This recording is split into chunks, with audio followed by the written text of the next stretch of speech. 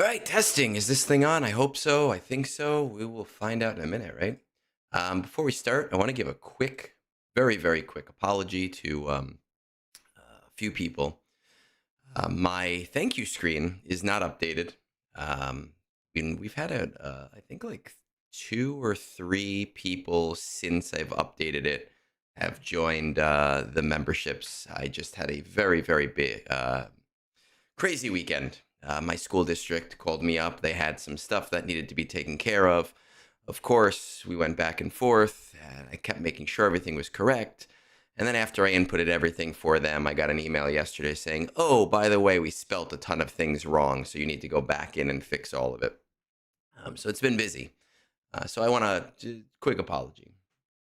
It will be corrected for next week. Today is a TW Hero Day, which means that there is nothing at all going on in game. Conquest starts tomorrow. TB starts tomorrow. Our raid just ended. We hit, I think, 471. So we're getting there on being able to max Order 66. I think definitely right around, I don't know how to do this. Can I even check here? Yeah, somewhere right around here. I think right around the time that Mace Windu comes back, we will probably be where we need to be with the raid. With that said, we have our TW heroing. We'll see. I feel bad because I generally am pretty good about attacking. Like I said yesterday, we had a busy day. We were at the movies. I had to do actual work, and I didn't even look at TW. So I hope that I'm not the person that screws up our win. We'll see what happens. Not the egg, the man. What sort of? I guess Xander. Good morning. That depends on what type of wall we are facing right now. I was told that this guild is pretty even to us, and that it was a competitive match. We'll see what happens. I know I checked the hot utils on it yesterday. Let me see. Let me see what the hot utils was before I click on this. Hotbot magic. All right. So we are a 658 guild. They are a 647 guild. We have 670 TW Omicrons. They have 742 Omicrons. We have more TB Omicrons. So that means we are the lazier guild. I actually think that overall, this guild is they edge us out. So we'll see what this wall looks like right now. If I lose, you'll hold me responsible. If we lose, I will send you $1. Snail mail. Oh my god. You know what? Riva, Quad May, once you have Zepho and Mandalore unlocked, it's not even a big deal anymore. Okay. I don't even know if these things. Phoenix with pre-taunt, does that still work against the Datacrons?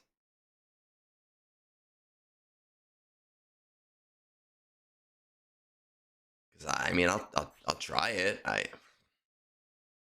Who knows if it's gonna work? It doesn't really matter. It seems like we're winning pretty heavy-handedly. Stack of Purge.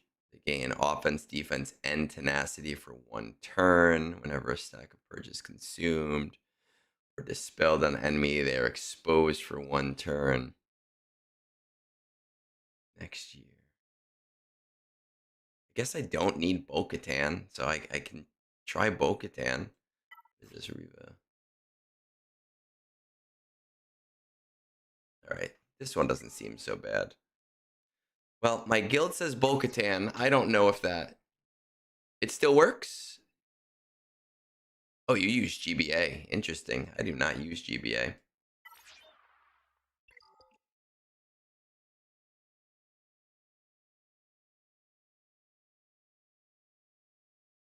Let's do... I don't know. We could try it. I use what's his name? Sith guy. Such a boring battle.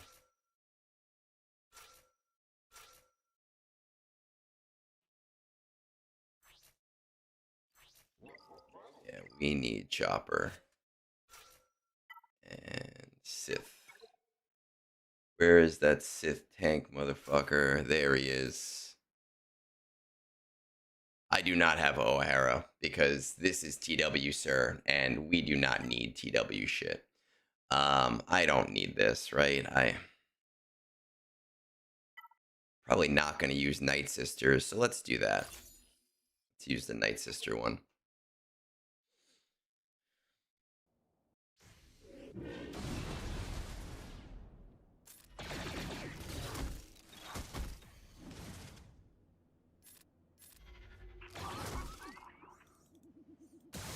Slowest battle to ever live.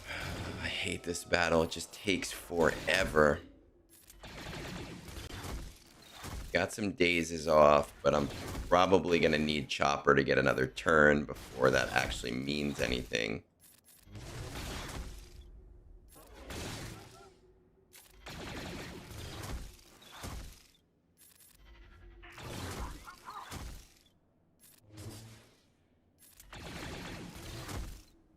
There we go. Oh, Seventh Sister, of course.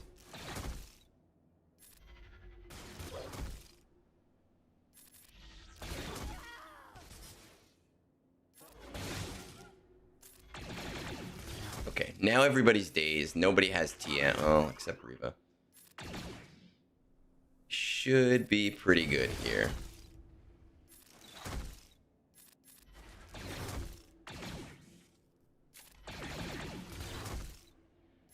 The TW hero is supposed to mean that I can auto these battles.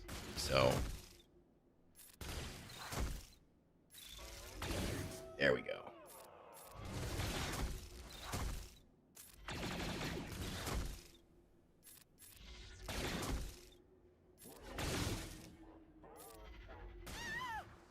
Good. We are down to the last one.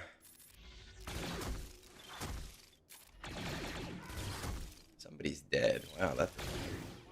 Usually, nobody dies. Oh, shit. You know what? M3, thank you, because unlike an adult, I did not take it today. I completely forgot. I think it's my last pill. I have to go back to CVS and get that prescription filled.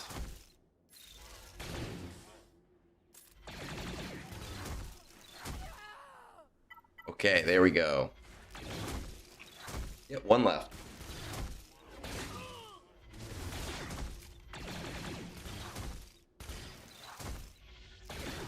Well, I can't really use Sabine because I need Captain Rex, and I need Hera because Hera shares the unique. And Chopper has his whole little TM removal thing, which is what I really like to use. And you have to have Canon Jarrus. Canon Jarrus is, you know, it's fucking Canon Jarrus. Kevlock, my man! How have you been, buddy? I know you stopped playing the game. It is a surprise to see you, but I seriously, very sincerely hope that you are doing well. And how is Terrence? Because it's Terrence. That puppy, I miss him.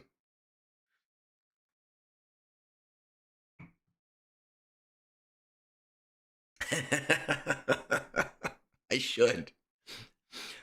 Vanced on Vanced on Discord yesterday was saying that he saw me rage in GAC like a week ago. And I was like, I don't think I've ever raged ever. I might like be drunk and go, oh darn shit, but I don't rage. What's the other wall look like? You know what, Aatrox? I don't read kits. And that makes sense, but I have always used Chopper. All right. We can...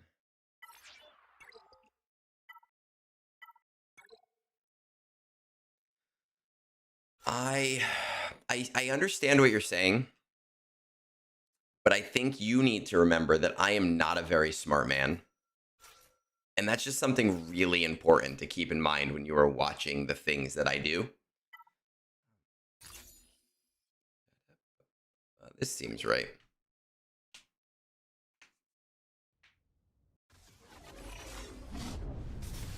Let's see.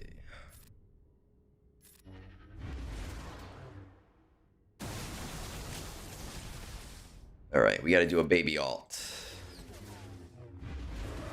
Got to get ourselves to the baby alt.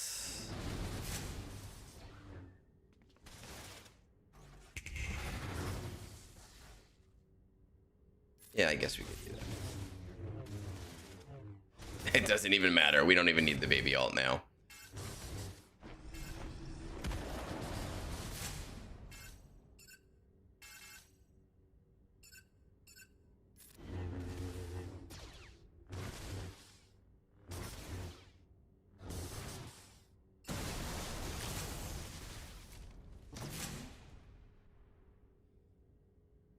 That's annoying. I don't think it matters.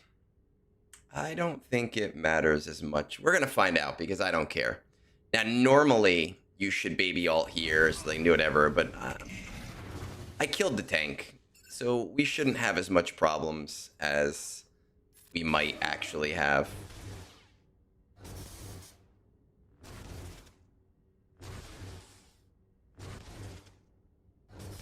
And Darkseid Ray can go 800 turns in a row.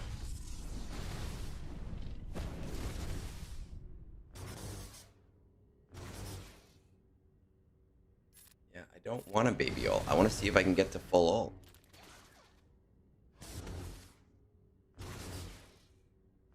I really, with this Datacron, I really hate her turns because she just attacks so many times. And it just annoys me.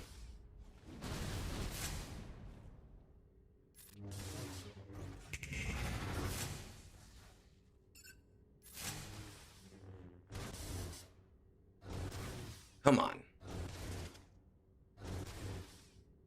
Like, I'm just annoyed at this point.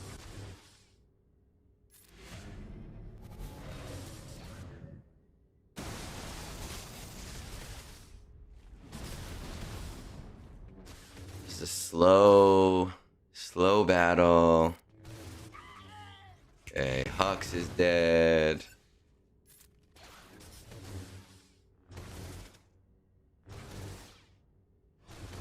Get it. You go 1,000 times in a row.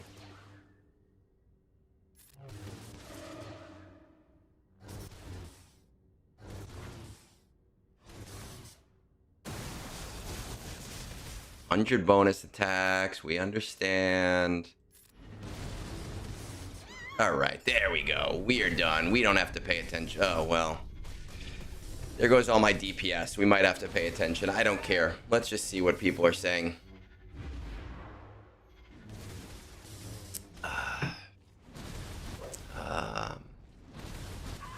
I got around Terrace as well. Oh, man. So bad. Oh, beautiful.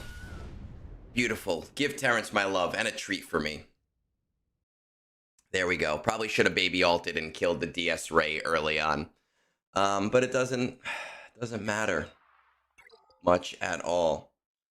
I think CLS can clean up an SLKR, right?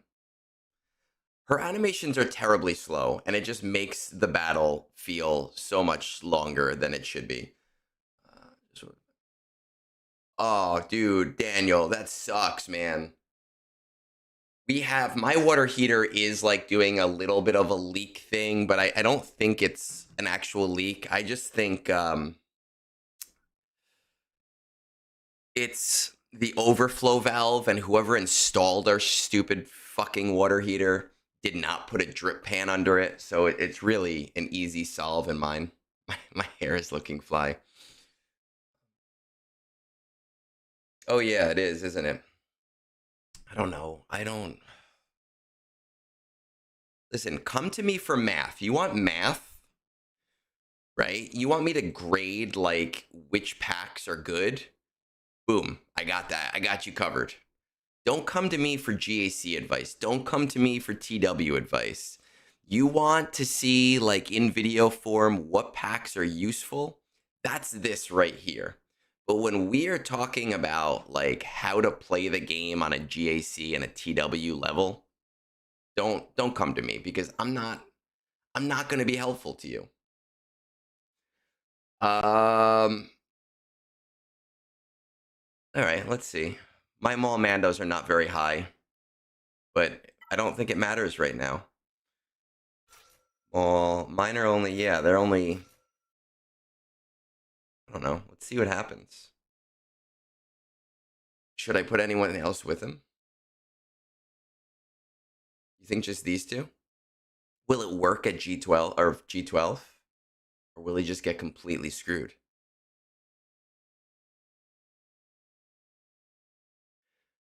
Just a person, I understand that, man. When my WoW guild broke up, I had been playing that's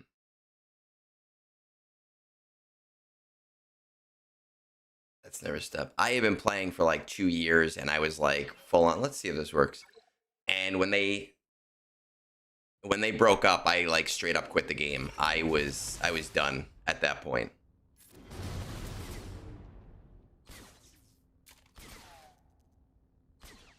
We've got our 5 stacks. Got our Maul bug. It's just right now it's just a bug doing the work. We know what the bug is. Adis, I don't play safe. We don't do things safe here. We just we do things not so smart.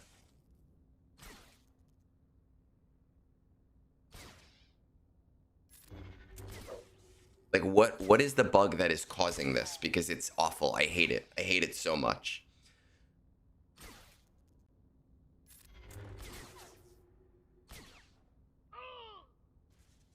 Okay, we won it. Just a person. I don't know what guild you're talking about. I don't follow guild dynamics of what's going on in game. I know some guilds are more are bigger than others, and some are like more well known. I honestly don't. I don't have time to pay attention to that shit, especially with the school you're starting.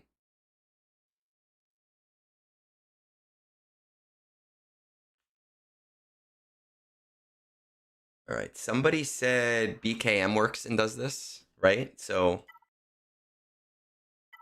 I don't care. We're just gonna do it.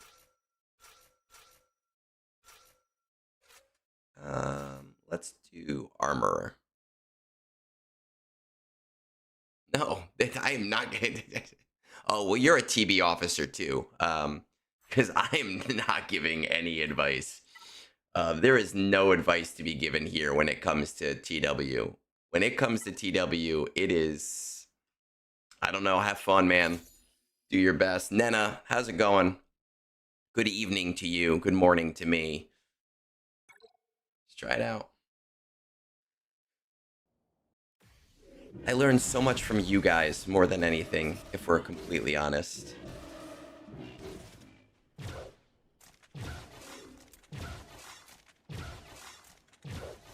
Okay, how many times do you go?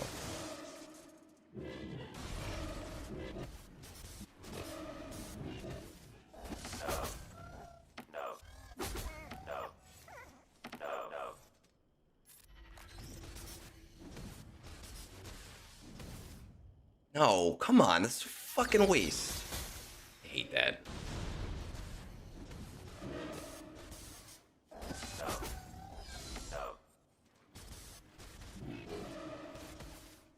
Who said this worked?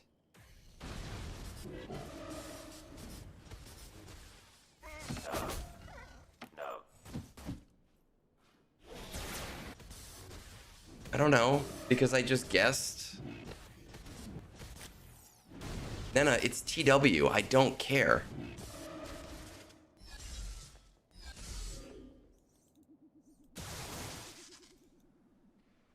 Well, that would be smart then, but where were you 3 minutes ago?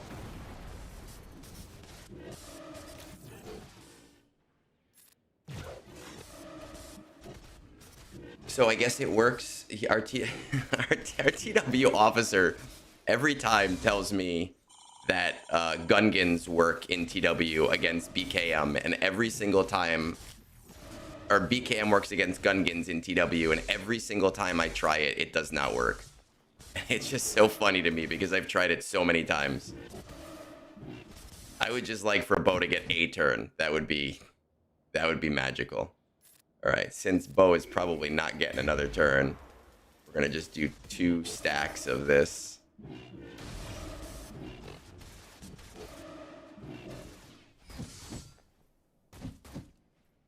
If Bo could get like 1 turn, that would be super great. Come on, Bo, you can fucking do it. Oh my god.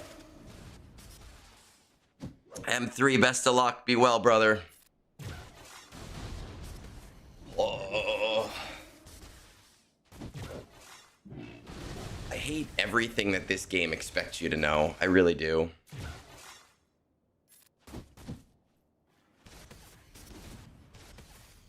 I just need Bo to get a turn. Did I? Oh, I have 3 stacks. Look at that. Cool. It's not going to help because Bo's not getting any turns.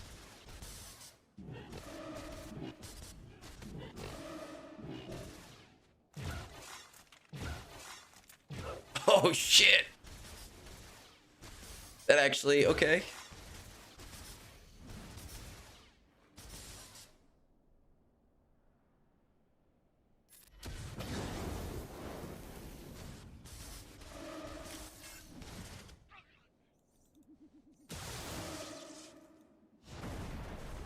Fucking stunts.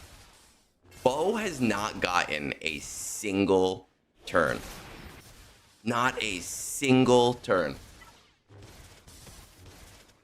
Paz was... Man, Paz was destroying that battle. Like, not a turn.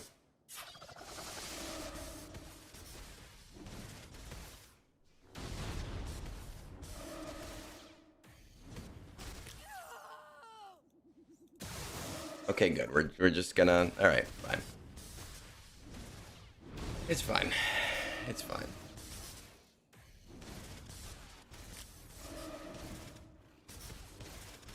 I love when I do these TW hero battles and everyone tells me like all the things I should do, and I'm like, I don't... Here's the thing. If I had any thought that my guild would lose this, I would not be doing these battles on stream. And I would not be doing them so blasé and casually. I would be doing them paying attention to actually like win. Yeah, baby alt. But because I just don't, I don't feel that concern. They might break this wall, but it looks like they can't even break a quad May wall. Which is strange because it seems like their guild should be better than us.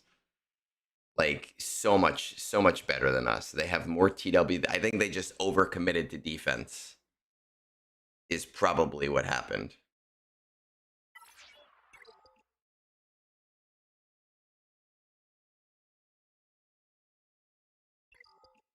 Do we have an Omicron there?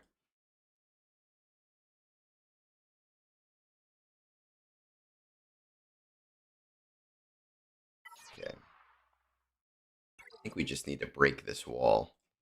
Let's go to, we can actually use .gg here, which is nice. And we'll go Hux, DS Ray, Sith Trooper, and Kylo Ren. Defensive units, we do not have a has defending Datacron. No, we'll just say no Datacron. We'll say defensive attacking Omicrons. don't think I can just turn that off, unfortunately. Um, Interesting. Leia loses that. Interesting. Lord Vader loses that. That is very interesting.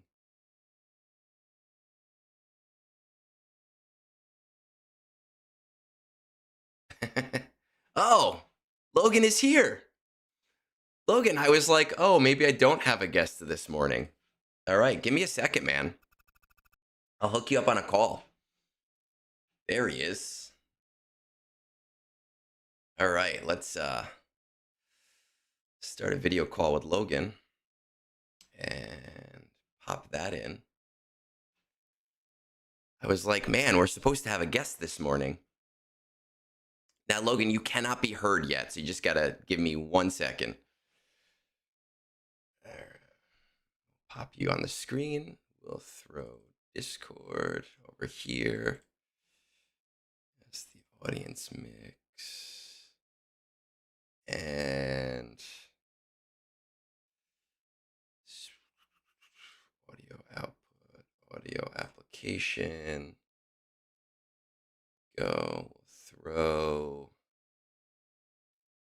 Look through all of these. There it is. All right. So Logan, you should be able to be heard now. For those of you that you do not know, this is Old Man Logan. He is I don't want to say part of the Three Scoundrels. He is really the head of the Three Scoundrels. I will not accept otherwise because I do not want to believe Bones is in charge of anything at all, ever.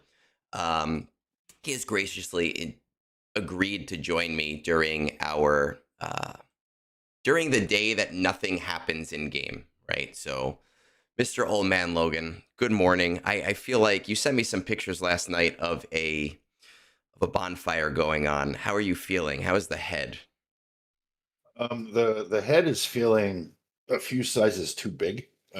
It was my I've had my youngest child, young Skywalker's younger brother, here for the past 2 weeks. Okay. Him and his mom live out in Washington State, so it's been a long time since I've seen him. And I had him for his birthday, and we had a bunch of family over and a bunch of friends and bonfire in the backyard. And it's usually after the first bourbon. After that, they tend to go down kind of like water. Yeah, I And know the feeling. yeah, and I'll be 100% honest. I don't even remember when I went to bed. I'm I'm still trying to piece that back together. After I saw those pictures, my wife and I, we went to bed pretty early, but I saw those pictures. I saw Avant send some stuff with some bourbon. And when I didn't hear from you, I was like, it's 50-50 if he even wakes up this morning. Uh, Ugh. No, it's weird. Regardless of if I've had a rough night or not, I'm still usually up at like 7:30, 7:50, and I rolled over, looked at my phone, and went, "Oh shit, it's Sunday. That's yeah, right. I'm supposed to do brunch." it is. I get that. It's the same thing for me often, most of the time. I could have a gummy, I could be drunk off of my ass. No matter what, I am waking up at 5:45. That's just what is happening. It Yeah. is what it is, and a lot of these guys, we see in the comment section or the chat right now, a lot of them are younger and they don't understand what happens as you get older. Yeah, you tend to just you're up. You just wake up. This is one of those things. Remember back in my late 20s, early 30s. Yeah, rough nights, sleep till almost 11, sometimes noon. Now, no, No, no, doesn't matter. just doesn't work that way. You're just suffering through work on some of those days where you go, well, I'm up. I've been on 2 hours of sleep, and we're going at it right now, and we're hoping for the best. Oh, there's been a couple Fridays at work after the Scoundrel show. I'm just like, oh God, I didn't need to have that last one. You know, the the first time I did the Scoundrels, it was the first time I had done a podcast. Um, I've talked on I had talked on camera, and this is over a year ago, and I agreed to do it, and I had listened to a few of them ahead of time, so I knew it was going to be like a 3 hour ordeal and that I was going to have a drink or two. And I just Yeah. I did not understand the commitment. And I remembered walking into work the next day. There's two other adults in my classroom. And I looked at both of them. I had my coffee in my hand. And I remembered saying, here's the deal. I was doing a podcast last night. No, I won't tell you what it's about. No, I won't tell you any of that stuff. You're not looking me up. It was a late night. I am hungover. I don't want to talk to you. Leave me alone. And it was not a fun day. No, I've had a few of those. Yep. And there's been times I've walked into work and some people just look at me and go, "Oh, um, you're not feeling so great, are you?" No, I'm not. It's not fun. And these people, they'll all know. And I mean, we have people, around our ages too. But I've noticed the community is either people who are adult parents with like kids, or Yep. they're so very young. They are college kids who have been playing since like middle school. And I can't Yeah. relate to it. No, it's yeah. I've always been curious about that. And I don't know how you look that up. Like, what is like the target audience for podcasts for this game? And I always kind of thought, yeah, it could be younger kids. And then it's funny, some people that pop into the Scoundrels and they're like, "Well, what do you mean, old man? You're old. I'm the same age as you." I'm like, "Oh, okay." So there are some people in here that are, I at don't that I age don't know how bracket. to do it on Twitch. I'm sure you can do it on Twitch. I haven't looked. I don't think like my Twitch presence is big enough to get a good demographic. But when I look Yeah. at like YouTube, I would say the majority of players are in their 30s to 50s. But I have found in talking to people on Discord that a lot of the Discord people that I'm talking to are like 19 to 26. And you go, oh shit, like you don't get any of the references that I'm making in all of my videos. When I drop Easter eggs to things from 20 years ago, you have no idea what I'm talking about. You just think I'm crazy. All right. So what is man, my kid's been here for the past 2 weeks and my mind on Swigo has been as as one would say very lacking. Yeah. What's been shaking and popping in the past 2 weeks? Any Uh, I know there was a video that Scribe responded to and you did a video on about suggestions for it was GAC suggestions, right? yeah. So we were, I know you had, it's funny because we did the Scoundrels on Thursday and you popped in to yell at Bones. Um, and Avant had kind of said, he's like, oh, I want to get your take on these videos. And you had left Right. um, right as he was saying that. But the whole thing was Nooch had done like a 10-minute video specifically about one piece of GAC, like fixing this one very specific thing, which was matchmaking at the early level, right? So people who are playing in chromium and bronzium and, carbonite. And Scribe had responded to it, I think in earnest, but also kind of like screw with Nooch a little bit. And Scribe messaged me and he was kind of like, all right, we're going to do this. Like, you're up now. And I think he was joking, but I had nothing to do that day. And I was like, all right, I mean, sure, we're doing this then. I'm going to respond and we're just going to go from there and see what happens. And it took off from there. Everybody was like, oh, I'm going to respond to this and I'm going to respond to that. And everybody was like trying to have their own, they were having their own like entertainment, but also adding to the conversation. So a lot of people in comments were saying it was like the most convoluted podcast ever. Because it was basically just us responding to each other in this very, very, very long form.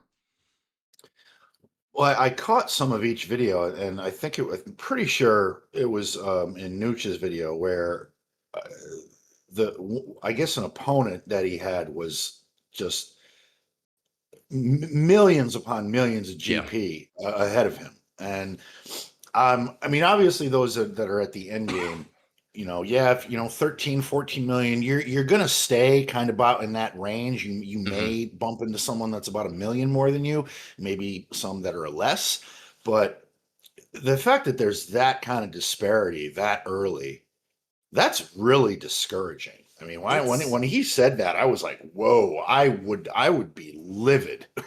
it's tough, because at our level, if I'm 13.5 million, if I face somebody who's 11 million, they can still beat me. They Yeah, yeah. might be more GAC focused and they have all the off meta counter stuff. I'm actually worried when I face a 10 or 11 million account because I go, "Oh shit, they got here. They know what they're doing. I don't know what I'm doing." And those are some of my hardest matches. Um, Mhm. but at that level, when you're a 2 million account facing a 4 million account, it's this big insurmountable pass. And I know like Scribe had said, like, "Oh, I've beaten those accounts." But you're a content creator who has a 14 million account. You know the game, you understand the game, you get all of that stuff. Your account is built in a very specific way.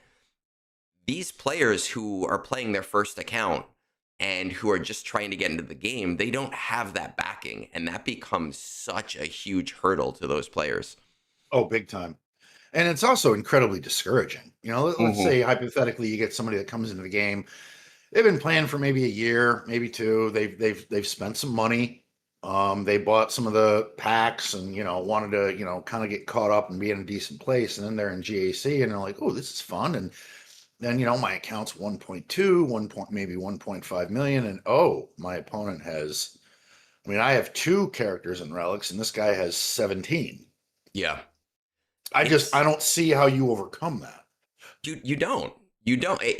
Yeah. It's literally what you just said. Like, it doesn't feel good even if you win. And from a game making standpoint, if I want to convince new players to play and I want to convince them to enjoy the game, and even though I don't really like GAC that much, I know it's the thing most people play for.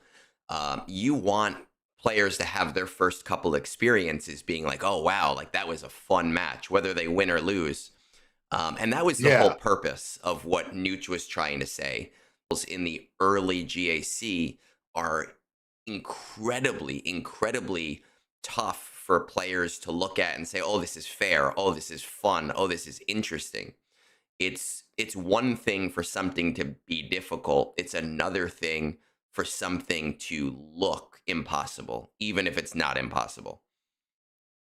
No, 100%. 100%. I feel for those players. It's Yeah. I mean, I can't imagine anything more discouraging. Like, you said, yeah, my account is 14.7 million, and yeah, I've Mhm. lost to people that were 12, 13, and you know what? It's wow, you're very GAC focused. I've got all the toys, but you played better than me, and tip the cap. That's, Yeah. that's great. But I don't care how skilled you are. A 1.5 million account is not beating an 8 or a 9 million account. It's just not going to happen. No, and the counter argument has always been like, "Oh, well, that player's probably not going to play," and that's true. That player is almost definitely not going to play, but that shouldn't be the game mechanic where it's like, "Oh, well, don't worry about it because you'll win because they're not going to play." Like that. It's kind of a silly thing. And what was cool about those videos that happened was each one of us had our own way of kind of expressing what we felt was the right fix or the right way to change it. And I don't think we all agreed, but there was a lot of really good ideas in there. And then there was also Fat Phil, right? So the good ideas, and then you had your Yep. Fat Phil ideas.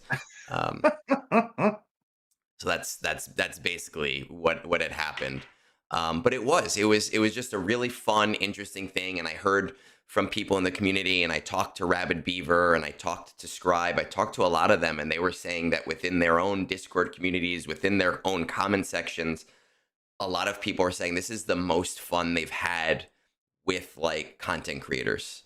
Not a stuffy video where we're just explaining what to do. Like we were having some fun and being silly and, enjoying um, the content creator side of it and not just the, hey, let me put out this resource side of it.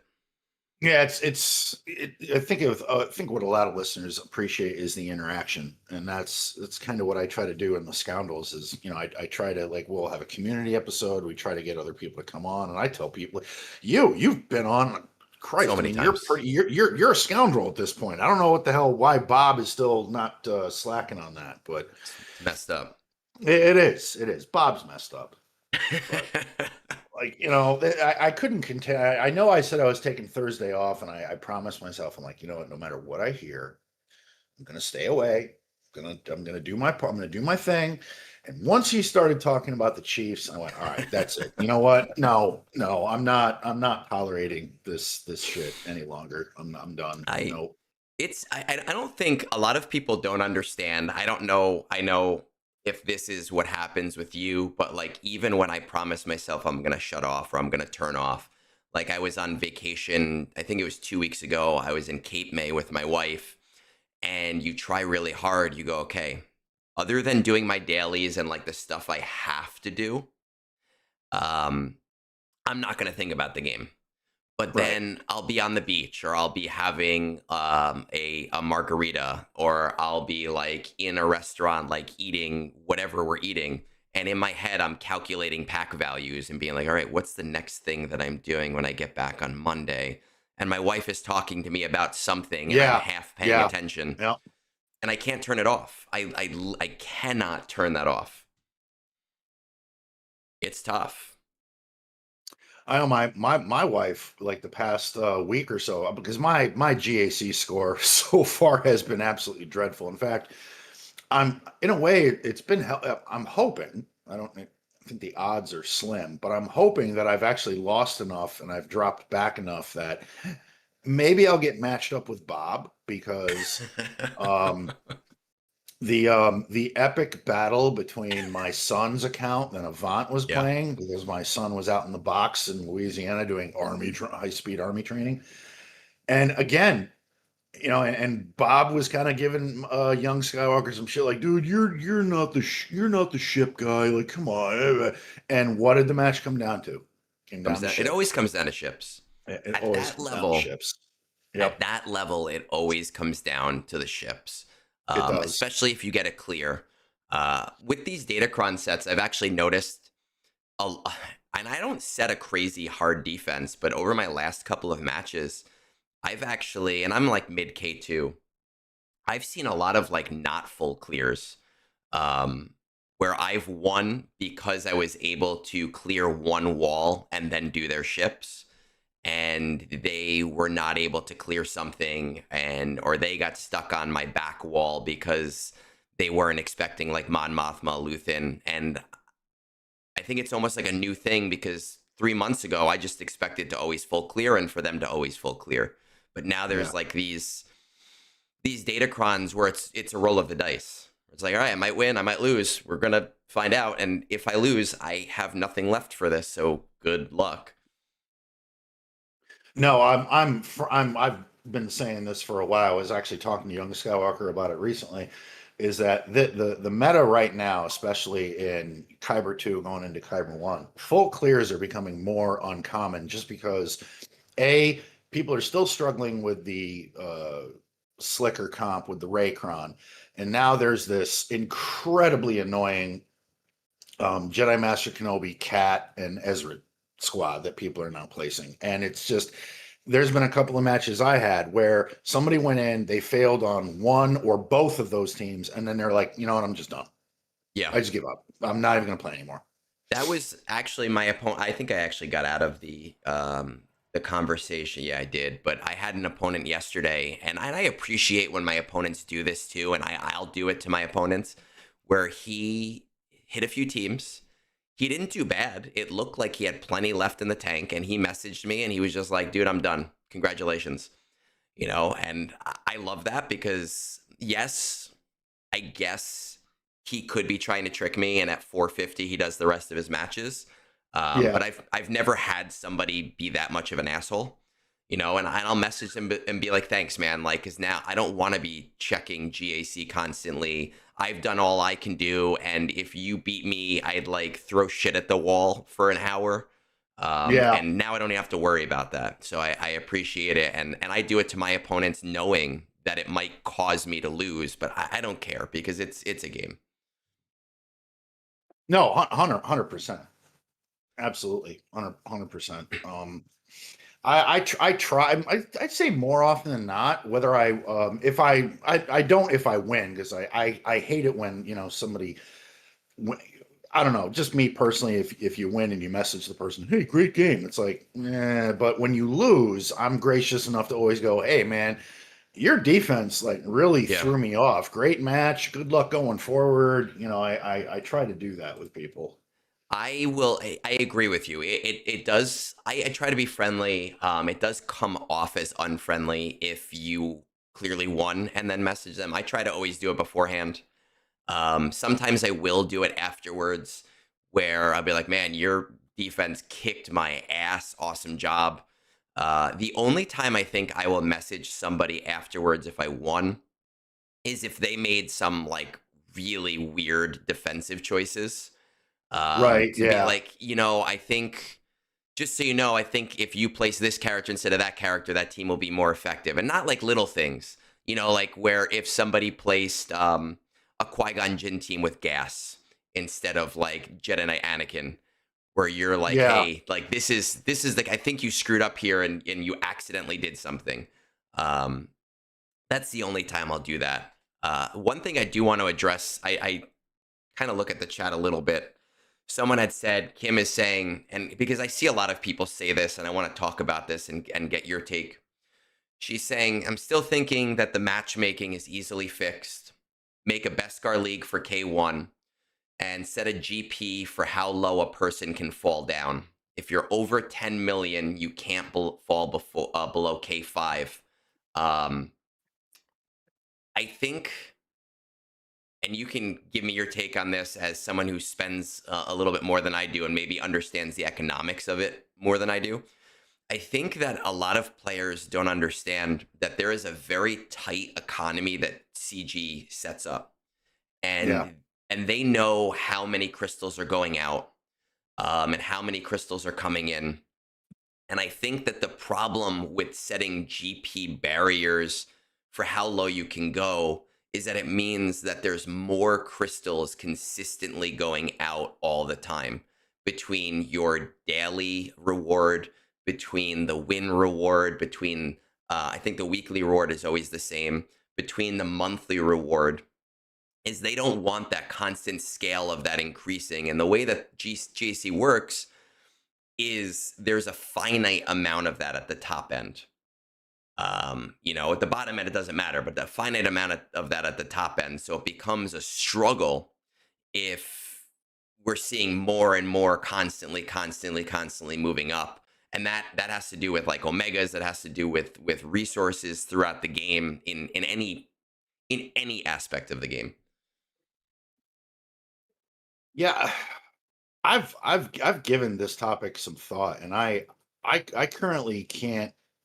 I don't know. Maybe it's just from a lack of creativity, but I cannot seem to come up with a solution to really fix some of the GAC issues. I mean, GAC is like the premier event.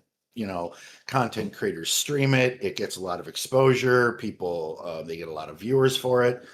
But when there's disparities like that at the lower levels, it's just it's that incredible discouraging effect where it's like, well, why when it's It's this tough. broken? It's just not working. And I I don't know. Maybe GP levels like you can't drop to a certain degree is I mean, that's fair, but then again, I mean, you said it earlier. There are some players that are not like GAC is not their thing. Like Yeah. they'll engage, they'll play. They don't know the counters. They're not completely invested. They don't watch other people stream it to get tips or ideas. They enjoy Rise of the Empire or they enjoy TW or there's other parts of the game they like playing. Maybe they just play it just because it's a collector game. Yeah.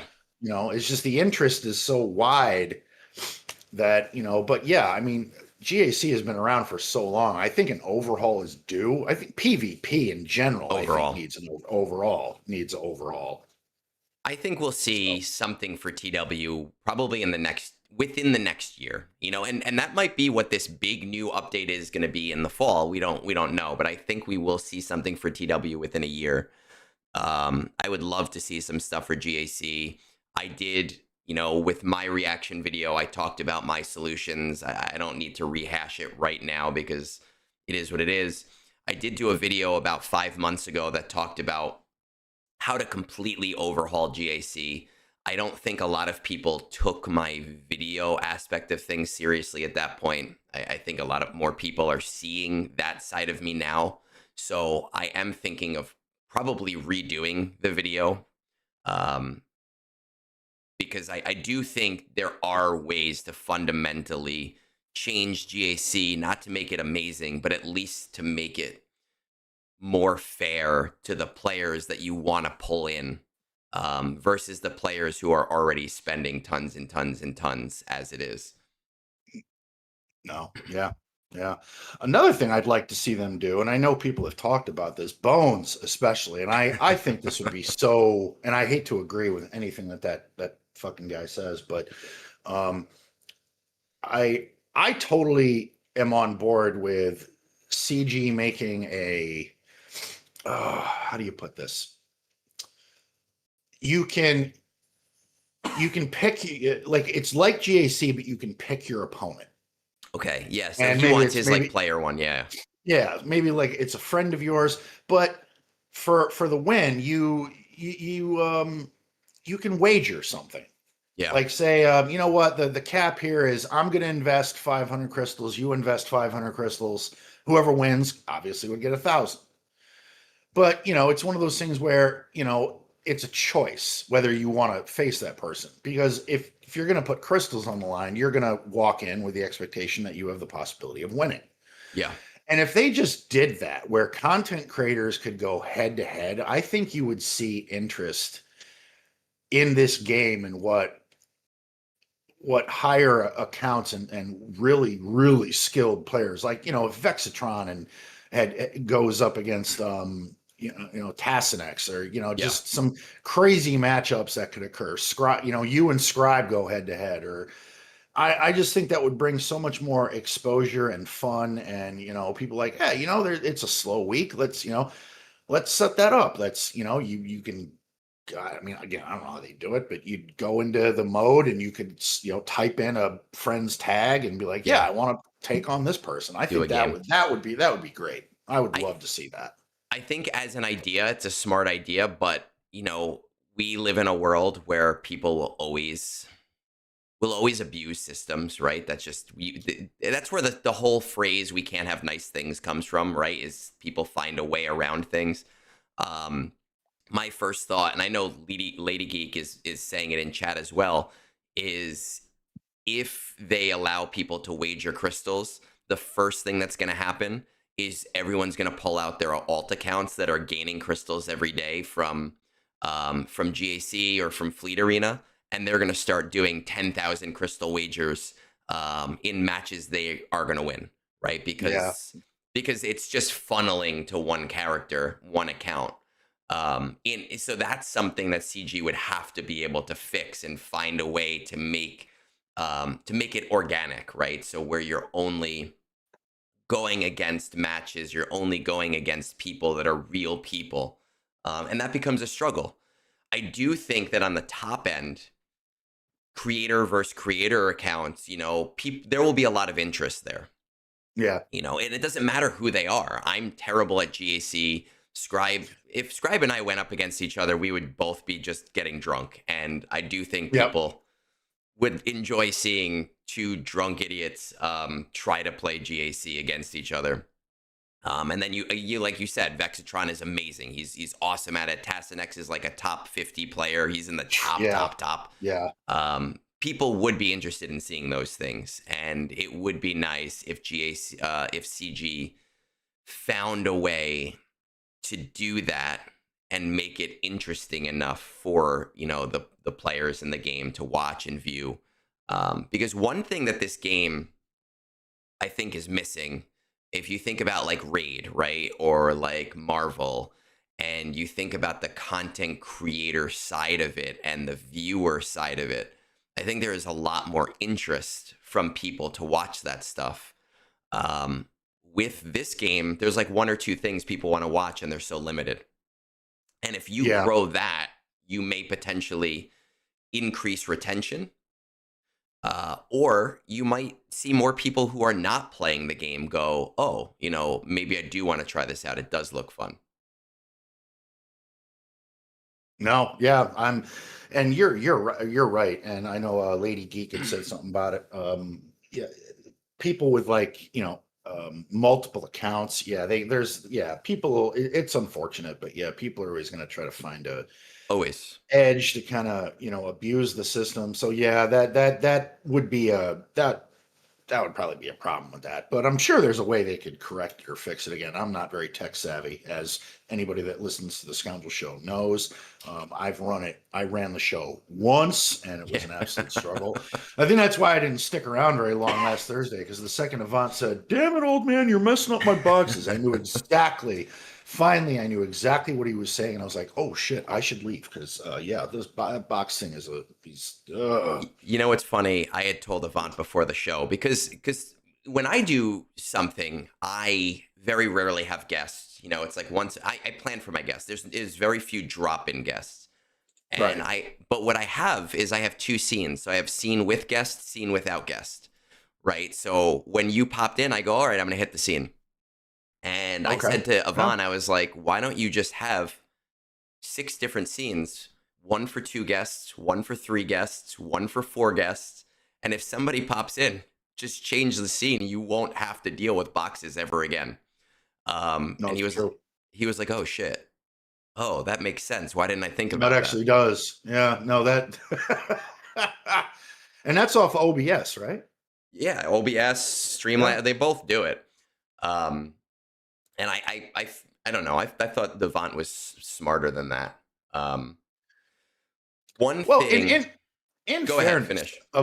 in fairness, Yeah. Avant has not been running the show for that long. It wasn't No. until Bob moved from Florida to Kansas when Avant, and how quickly he picked up Hmm. getting everything in place, I thought was pretty impressive. Is that one episode where I did it, I went, "Oh my god, this is the shit you guys go through." Like this, this is a headache. Maybe it's because I'm just Yeah. old and like, no, I don't want to deal with this crap. But no, Avant. I think Avant is always is evolving and learning as a content creator.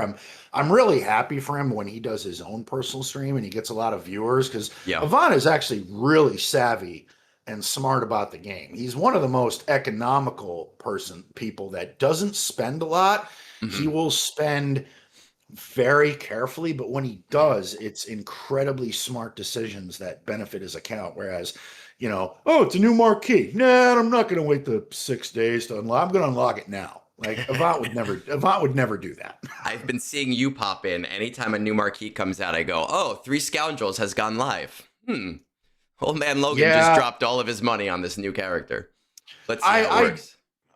I know those videos kind of get a little bit of traction, some viewers, and when people Yeah. are like, "Oh, I want to see what You want to try it? Yeah. yeah, give it a shot." And I've been really, I don't know what it is. I know I said it at the beginning that I was not overly enthused about pirates, but Hmm. it's they're starting to grow on me. I'm liking where the team is headed, and I think once GL Hondo comes out, this team is going to be a lot of fun. So first of all, I think it's just a Loganism where you constantly say you're not going to invest in something, It and is. then you do. That's just I love that's your thing. I love how you put it as a Loganism too, because I was the same way about Gungans. Outrage! I'm not doing this, and then finally I'm like, wait a minute, this team is actually going to be useful. I need to get on the ball here. It's I for me when I play the game, I don't particularly care about what a team's characters are. Like I've said, like I'm not enthused about the pirates because I don't know any of the characters, but I'm still going to invest in them because they're characters and this is the game and I'm going to play them. Whether I know a character or not, I'm going to invest in the character because that's just what the game is. Like Yeah. I hate Cal Kestis. I hate those fucking games. I hate Fallen Order. I think he's the stupidest Star Wars character that has come out of Star Wars. I think the games they're mediocre. They're not bad. They're playable. They're fine. I don't think they deserve anywhere near the accolade that they've gotten. I think they were lazy. I think the only reason people like them as much as they do is that we have been so starved for a Content. semi-decent lightsaber Yes. game. Yep. But I'm still going to get Jedi Knight Cal Kestis because he's fucking awesome in the game. He That's just really how it is. is. I always kind of viewed the Fallen Order games. It's basically Dark Souls with a lightsaber. The mechanics are very, very much the same. The leveling up system is very similar. Um, the boss fights are, it's one of those things where you just can't go in and hack and slash. You have to actually go in with You do kind of have a to think about strategic it. plan. You got to think about it, and I enjoyed it because it was Souls-like. Because I am a huge fan of Yeah. the Souls games. So, but if there's one thing, and I know Star Wars, they did this years ago on the original PlayStation, and I wish they would revisit it. If they hired Namco Yeah. to make a Star Wars fighting game, So kind of I like heard how you they did talking with, about Terraskazi, old yep, school. Yep. yep. And now don't get me wrong, that game was absolutely terrible. Dog shit. It It was just was dog it was shit. so bad. But I played it because it was, oh Yeah. my God, it's Star Wars and it's a fighting game. Like you could have Luke Skywalker and Darth Vader fighting in uh the chamber in Cloud City where Han got put into carbonite. And that's like an iconic lightsaber fight in the movies. Yeah.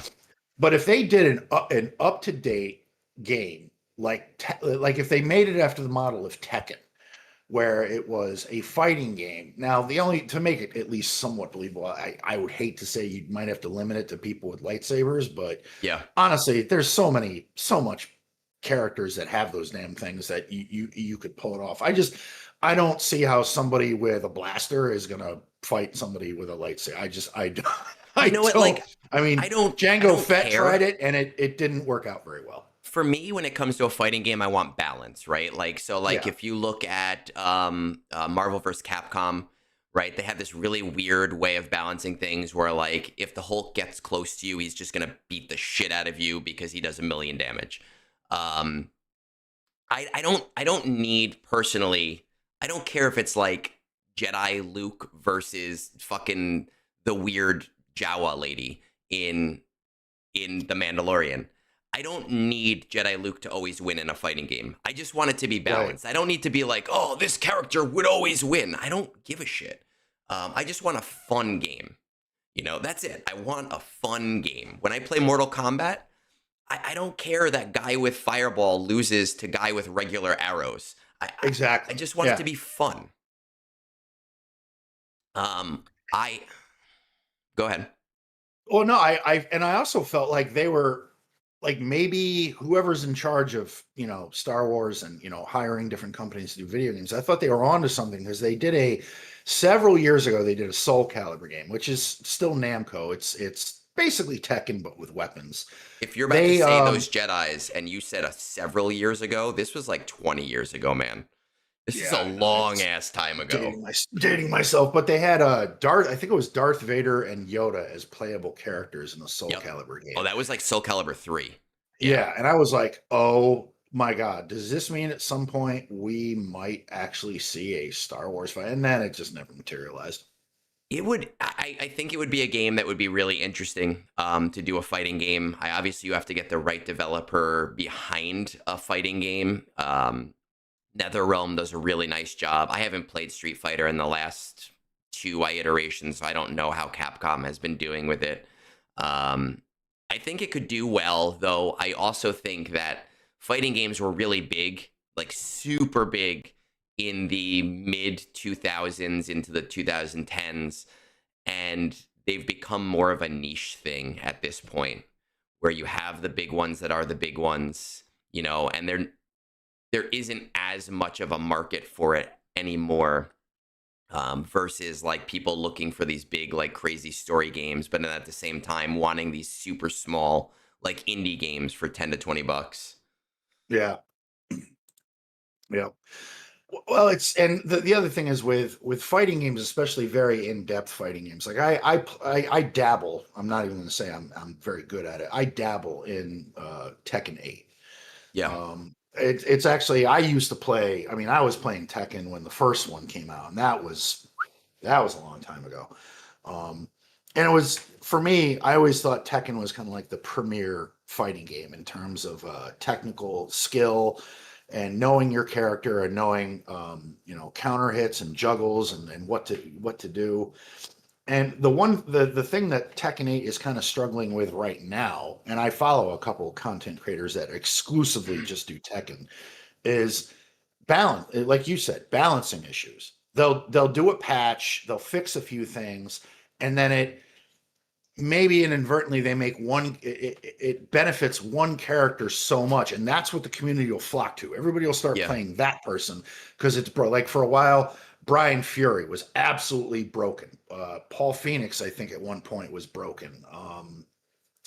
Dragonov was just busted beyond like if he got you next to a wall, forget about it. The combo, the damage on the combo on the wall splat was just absolutely horrendous. And then every But battle that's you the, play is against that yeah, character. Yeah. yeah. And that's the problem with those very technical fighting games is the balancing act of keeping everything kind of on an even playing field. Because yeah, this character may be OP, but maybe you don't like the style of how that player fights. Maybe that's not the move set you like. Maybe that's not what you're comfortable with. It's gotten to the point now where my young Skywalker now just absolutely hands down, I hate to admit it, kicks my ass in Tekken. I remember when he was a little kid and I'm playing, he's like, Dad, you like let me win one? And I remember saying to him, like, Yeah. kiddo, you know what's going to happen someday? This game is going to continue to come out and you're going to get better at it. And someday you're going to beat me. And the last time he was here, we were here in the man cave and we played Tekken and that kid beat the shit out of me.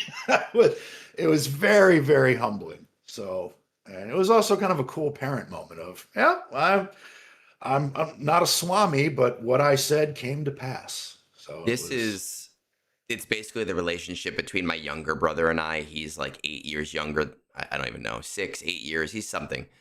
And I am somebody that takes to games very quickly, but I never really peak or become amazing at them. And he is someone that takes the games very slowly, but he will sit down and he's methodical and he will learn every little thing. So growing up, I would get fighting games and I would want to play with him as much as possible in that first week because I would yeah, beat the shit out of him. yep. But then the next week, he would know every 100% combo. And he wouldn't go online, he wouldn't look for things. Like he would figure out how to do these crazy jungle combos and it just he would wipe the floor with me. I just had no ability to play against him because he was able to, and he wanted to. He'd sit there for 6 hours, like figuring out how to get these combos to work correctly so that he was just amazing at the game. Oh, absolutely, absolutely. It's and in fact, how I became a Dark Souls fan is actually because of young Skywalker. I mean, back in the day, I thought Skyrim was the creme de la The creme shit. of the video game experience, and for a while it was. Um, the open world concept, that kind of game system, I absolutely. I mean, I still play it. I have it on my PC. But now with PC, you can play with all kinds of crazy mods, and it makes the game a lot. I mean, nothing. No, there's nothing more satisfying than running around Skyrim with a lightsaber. It's Yeah. pretty cool. Um, but I remember I was stationed in Hawaii at the time. And my son is young Skywalker is playing a game, and I'm like, hey kiddo, what are you playing? He goes, it's called Dark Souls, and I'm watching him play. I'm like, this looks annoying. Like you're just rolling around. You're dodging. Like you're just roll, roll, roll. No, Dad, it's a lot of fun. You should give it a shot. Nah, I'm gonna stick with Skyrim. And after a while, you play a game enough, and you're like, okay, maybe I need to switch it up, do something Try different. something else. Yep, and I did. I picked up Dark Souls, and from that moment, I was like, "Oh my God, he's right. This is fun." I really enjoy watching compilations of video game rage over Yeah. Dark Souls because I am one of those people that have wanted to literally throw your controller across the room because you're so close to beating a boss and you didn't dodge right and you die and you're just like, God damn it! Now you got to start over because there's some boss fights in those games that can take several minutes. Like it's they're absolutely epic. But I've always I been a huge Dark Souls fan. I've said this a lot. I never got into the genre of Dark Souls. When they first started to come out, I don't remember how old it was because I don't remember the year was, but I was definitely already starting to work and like needing to pay bills and whatever else. And I remember trying to play one. My brother, being someone who loves that kind of shit and breaking things down, he was big into them. And I would just like run into these boss battles and die. And I said to myself, you know what, I can't play these because I don't have the time to learn these battles. You know, these Yeah, seem like fun games. They seem like people love them. I get that they are not as easy as just run in, but I don't have the hour it's going to take me to learn every pattern in order to be good at the game the way that the game needs you to be good at the game. So I never got into it. I did 100% Elden Ring, but that was out of spite. I didn't go back. I didn't play the second one, the revamp. I have no desire to. So I can learn the games. It's not for me, and it's okay for it not to be for me. no, it's totally okay. And the fact that you went through all of Elden Ring out of spite. Again, Out of spite. I'm gonna tip my cap, brother, because that game there was some boss fights in that game that gave me some fits. I'm like, It I mean, was ugh. it was I've rough. I, It was yeah, rough. I've always been a fan of strength builds because in Dark Yeah, Souls 3, a strength build, you could just run through the game and just muscle anything out of your way. Elden Ring, they changed it up. They really did. They made the bosses a lot more aggressive, hmm and they like once a boss fight starts, you're gonna know it because they're on top of you. yeah. And for a strength build, you've got to you got to space it right. You've got to do the wind up. You got to hopefully it hits. And when you've got an opponent that is just constantly on top of you, strength builds are not very good. Because I know in Elden Ring, I'm not sure what the current meta is right now, but I know for a while it was bleed builds and Yeah, kind of more balanced dexterity builds. And I know sorcery is really big in Elden Ring. I I actually, did yep, mage. Yep. yep. I finally I've never done it till I played Elden Ring. I did a sorcery build and I went, oh my god, this is fun. Yeah, I mean, I'll say that after, because in order to 100% it, you have to play the game like 5 or 6 times. And after my first frustration run through the game, which took forever, I did have some fun. I just don't have the time to invest what that game needs in order for you to be good at it. Oh, it's Um, incredibly time consuming. to bring it back, though, I want to circle as we kind of have rotated back to Souls like games and going into like uh Fallen Order, which is a Souls like. You know, it's a much easier Souls like, but it does still require you to pay attention. I Yeah, think the problems I had with it, one, it wants you to explore everything. It wants you to open all of these stupid chests all over every map, but the map system blows. Like the map system is so convoluted, it's so terrible. It's a pain in the ass.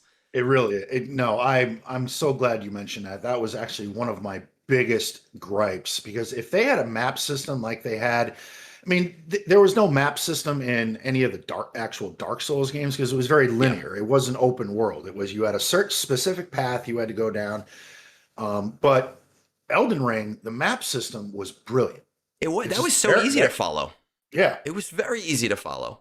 Gave you a Um, little yellow symbol that would point you. No, hey, dude, you need to go this way to complete this current quest. You're like, oh, cool. All right, so I'm giving a super guide. easy. Fallen Order. It's like you open up the map and you're like, dude, I don't know where I am. what am I supposed to make out of this? Yes, and when you're trying to find all these chests all over the place, like you're like, I don't understand what's going on. And half of the chests, you'd get like a lightsaber hilt, which seems cool, but you can't Yeah. even fucking see the thing. That's Like true. You can't. 90% of the things that you're collecting for like looking at your character, you don't see ever. Um, or it might be like the tiniest shade change in your poncho. Um, I remember in the second game in Jedi Survivor, I actually, and this has nothing to do with the map, but like I stopped applying skill points about 25% through the game. So like I was only a quarter of the game when I said, no, these skill points aren't worth it anymore. And I ended up beating the game with like 25 skill points. And it just feels like those games try to like tack on all of these systems from what is popular, and Yeah. people eat that shit up, and I didn't eat it up. And if you enjoyed the game, great, I'm happy for you, but like objectively, it's, to me, it's a mediocre experience. I wasn't overly impressed with either one of them, to be honest. I mean, in fact, the second game, I don't think I've even I've completed. I haven't played it all the way through. I was just like, it's very similar to the first. I don't see anything really too groundbreaking.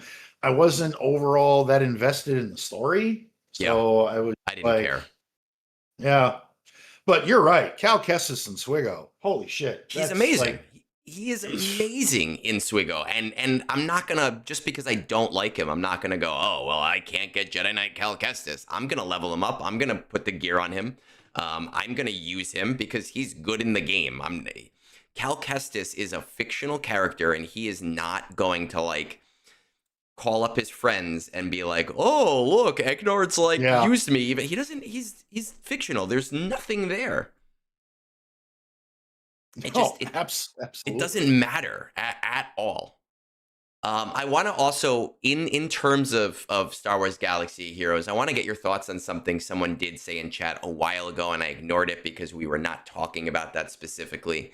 And they were asking about the idea of the gear crunch in the game, and how, in order for them to build up characters, they feel like they're getting gear to build up these characters um, too slow to be able to progress further.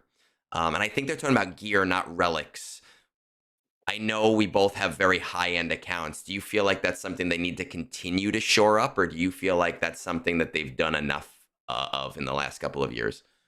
I would honestly say, from a standpoint of, and again, I'm very very end game. I've noticed that when I unlock a marquee and I want to bring him right to relics immediately, it's I'm starting to run out of like the lower gear. Yeah. Like levels. I know they sell you the $30 pack that guarantees you, I think it's like level 1 through 5. Hmm. But even after that, there's every now and again. That's why I always hoard on to so much regular energy, because I cannot, and I've done this in the past, I cannot stand spending crystals for energy Hmm. for low level gear that I should already have. Like, why is it I am sitting on thousands of Chirotech, but I don't The have this smallest. certain, yeah, this smallest, and I need 10 of them and I have 6? Or it's so, yeah, no, I definitely think they should continue to shore up the gear The crunch. gearing. They've I want to say, I think they've definitely addressed Chirotech, because Yes. once you get to a certain point in the game, I've stopped Chirotech farming is, it completely. yeah, yeah. You don't even need to address it. Carbontes, I mean, that store where like you can buy like 70 of them or 130. I mean, that's just At a time. genius.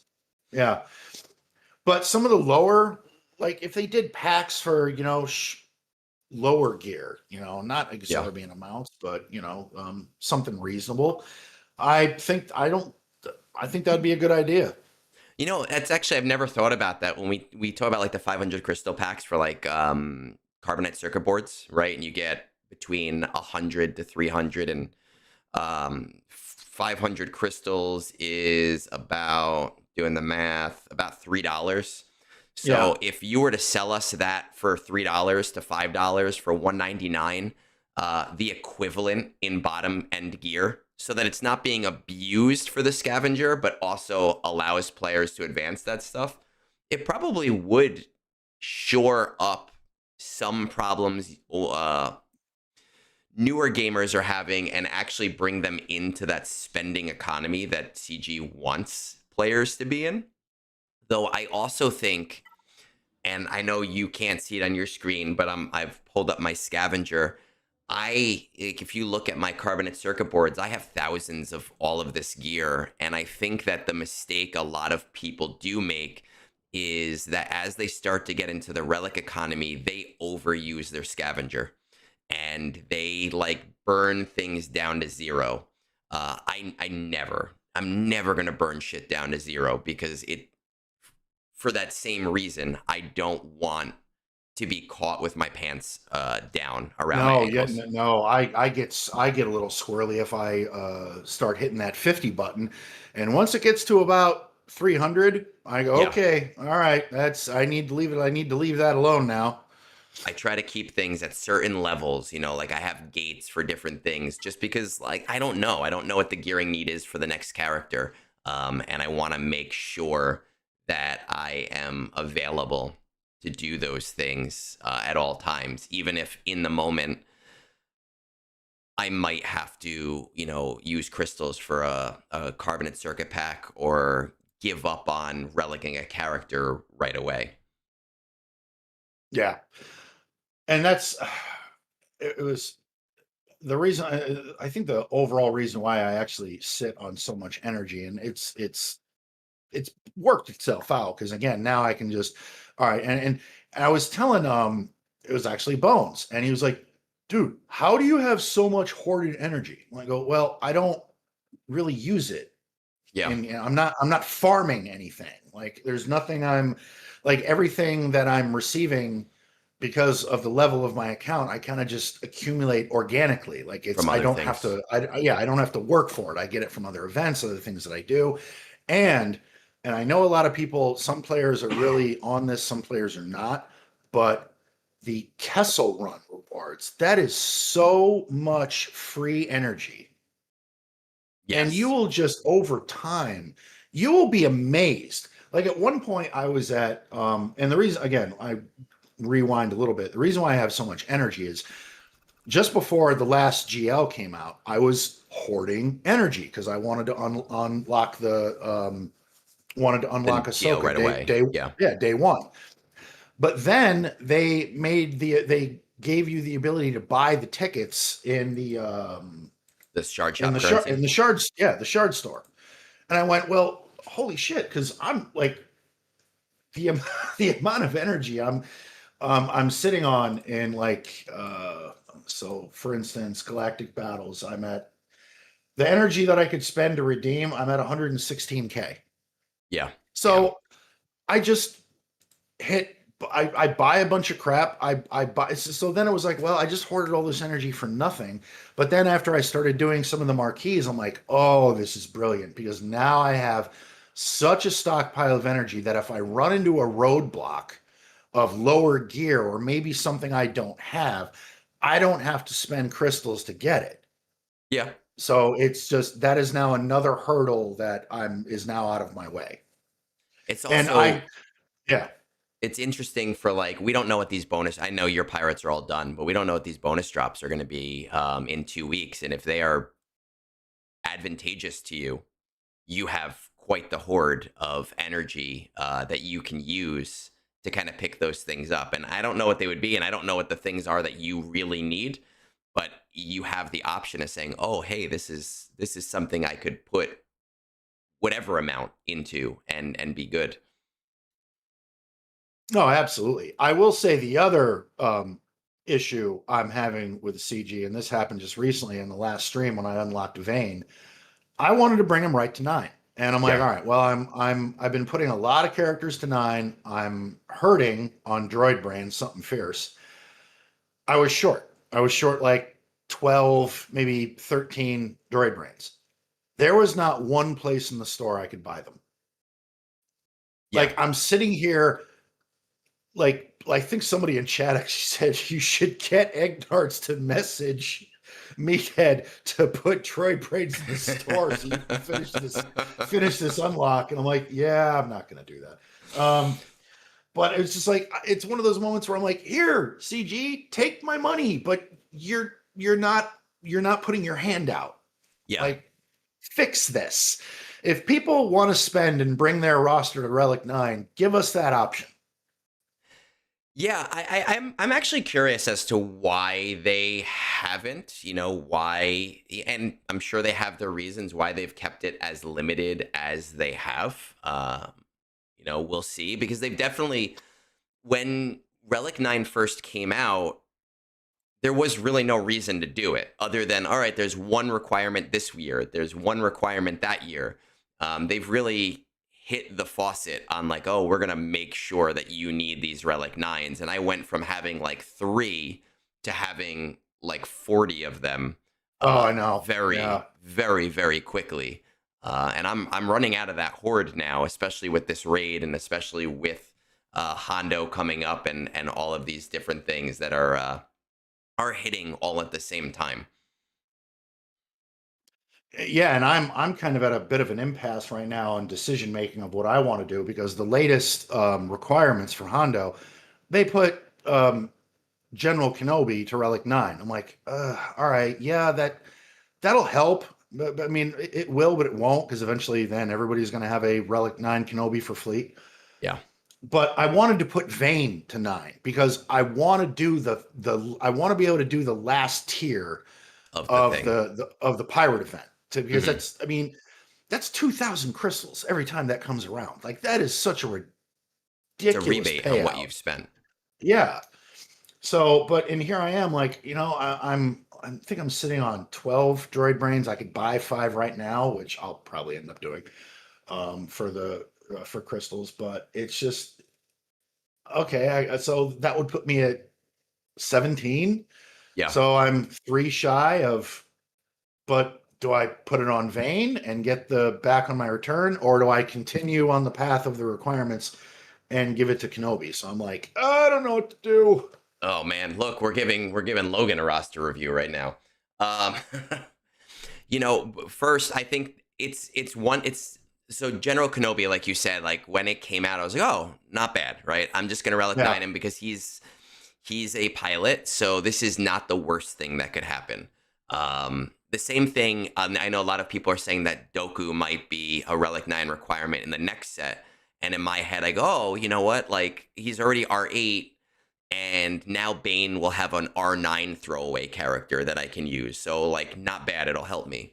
But one of my major complaints that has always been with fleets, because fleets, your relic levels do matter to some extent, is that every time they give us a requirement that pushes up these pilots, you diminish the amount of variety rather, that there is in the fleets.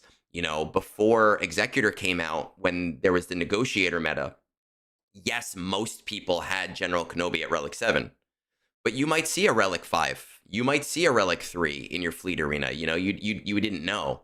Now every single fleet is the same because the relic level requirements are so high that Yeah, it's like, they all right, really are. maxed Leviathan here. Okay, maxed Executor here. Okay, maxed Profundity there. So with Negotiator, you're like, all right, well, I'm just going to see a million, maxed Negotiators for the rest of my life. It's not interesting. Yeah, no, and I think the new standard, especially if they continue to do GLs, is that for every batch of requirements, there's going to be one Relic 9 in each of them. Yeah, I think that is now the new standard, it's going to which be. is it's rough. I mean, for some players at 10, 11 million that are really trying to push for this, it's the end game really is around how many Relic 9s do you have? How many events can you do that you've met the Relic 9 requirement? Like the Peridia Patrol for the zombie bros. R9s. After talking to you that one day, I was like, you know what? He's right. I need to put these guys to 9 and like cash in on these rewards. But then, bang. Um, But new so stuff came out. here, that's the whole thing with Peridia, and I've had this conversation with a few people recently, and they're like, "Oh, I was going to, and then this happened, and now there's so many." And to me, it was like that's why I did it right away, right? Because Yeah. nothing was going on. I did it right away. Yep. And yes, if you don't refresh the top tier, it takes about 3 years to see a return on your investment there. I'm refreshing that top tier because it is the cheapest possible way to get those relic 9 materials, especially when Yeah. you're getting 100 of the crystals back that you're using. I'm going to get that return in about a year and a half. And if we're honest, because some people are like, oh, but it takes a fucking year and a half. It's been almost a year now for me, right? I'm starting True. to hit the game. I'm starting to hit that point where I'm seeing close to a positive return. Um, and that's going to benefit me long term with every droid brain need that I need going forward. I just think that a player should never, ever, ever ignore resources being acquired in a passive way. Like No, it's a definitely not. marathon game. How long have you been playing? 10 years. Yep. And people are worried about a year and a half return on investment. Like that's not it's not that big a deal. No, no, it's yeah. I mean, when you've played as if you've been playing this game since close to day one, I think I picked this game up maybe 6 months after launch. I just kind Yeah. of happened to see it and was like, oh, this looks fun. But no, and it irks me as a spender. I hate missing out on rewards. So yeah, the Pridia Patrol is kind of a it still irks me. It still kind of gets under my skin now because You I'm like, gotta you man, gotta that's bite that just bullet. yep. Because that's just Gotta. those are rewards that I'm just missing every time that event comes out. Which it's just yep. You're I'm missing. not getting them. And yeah, it hurt when I first did it for Peridia Patrol, but now I go, oh, I'm getting extra droid brains every single month, or Yep. not every month because technically I might not get droid brains. But I'm getting something important to my account every single month. And eventually that's going to be positive while other people are not positive on that. So that was a very big deal for me. And that's part of the reason why I'm pushing Hondo for myself more than I maybe would have in the past. Because, hey, Smugglers Run 3, historically, Smugglers Run 1 was awesome. Historically, Smugglers Run 2 was awesome. Oh It, yeah. this is hopefully not going to be an Endor Escalation 3. This is hopefully going to be a historically pretty good event. And I think that it's very possible for that because Smugglers Run has always been a modding event. And the neat thing about modding from a monetization standpoint is that mods don't guarantee you anything. You could No, they roll don't. complete shit. So when they give you a lot of mod material, it doesn't automatically mean that your account is jumping. So they're able to kind of give us more of that more readily and say, oh, it doesn't matter because he's going to roll no speed rolls anyway. Oh God, yeah, that is frustrating. It's Oh, rolling mods is so frustrating. I do it a it's tough. lot, and it's terribly frustrating. Ugh. And when I do it on other people's accounts, I get way better luck and it pisses me Yeah, off. yeah, that's how it seems to work. Go, why did this Uh, fucker get 5 speed rolls? I haven't gotten 5 fucking speed rolls in a row no, in years. yep. Or you do the oh God, what is that? You look it up. What is when you want to see in hand? Yeah, when you want to calibrate, you use those damn prod Yeah. things, and I, it's like you want it to hit speed, but then it hits like potency. negative. And this Negative is a anything. character that you could give zero fucks about in terms of potency. You're like, okay, yeah, that's what I needed. Yeah. An interesting topic that came up, and I think it was the Scoundrel show was is Datacrons kind of taking the place of mods? Do people not have to focus on mods as much because some Datacrons are just so potent with their secondaries? And my opinion on that was kind of yes and no. Yeah. Yes, in the respect of maybe for some teams, some of your attackers, if their offense isn't very strong, you can make up for that. But in this game, speed kills. Speed kills. I don't think mods have dropped in terms of importance, and if anything, they've increased in importance. But I do think that especially the last Focus Datacron set was it, so fundamentally important. And I hope, I really, really hope that CG kind of looked at it and said, okay, maybe we got to tune this down. You know, the one that we have right now was probably already in development, but I'm really hoping they tune it down because it did. I have DS Raycron. It's not fun. It's not interesting. It's not exciting to play. It's oppressive. It is. I don't even want. I had the whole summer to do my GACs on stream, and I don't even want to because it's like I'm gonna start the stream, and if I lose that battle, I go, okay, well, I lost. Bye, guys. Um, it's not. It's just not an exciting place for the game to be in for GAC, at least in my opinion, because No, of the datacrons.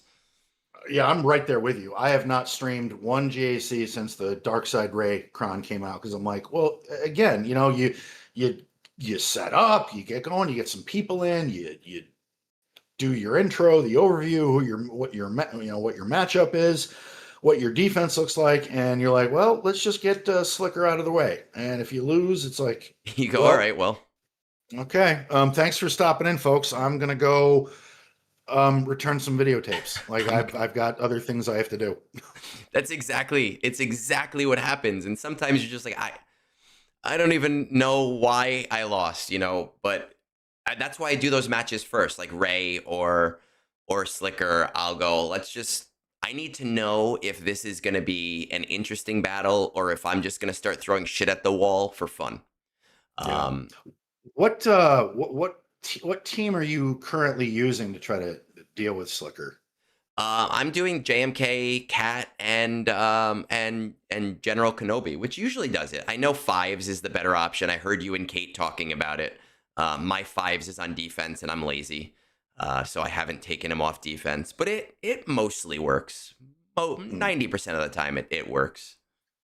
Yeah, for some reason, man, I don't know. I don't know if Fives in a past life, pissed on Kylo Ren's dog or did something to him, but man, that man has a hard on for Fives because when Fives is in that lineup, he every time he attacks, he's going after Fives. Well, that was CG's way of dealing with things. Like if something didn't work the way they wanted to, they're like, oh shit, this team shouldn't be beating that team.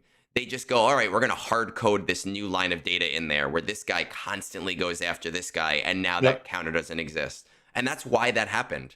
And I think Revan has some interactions that are very similar where other characters go directly after him because he was so oppressive when he first came out and even for like a year later.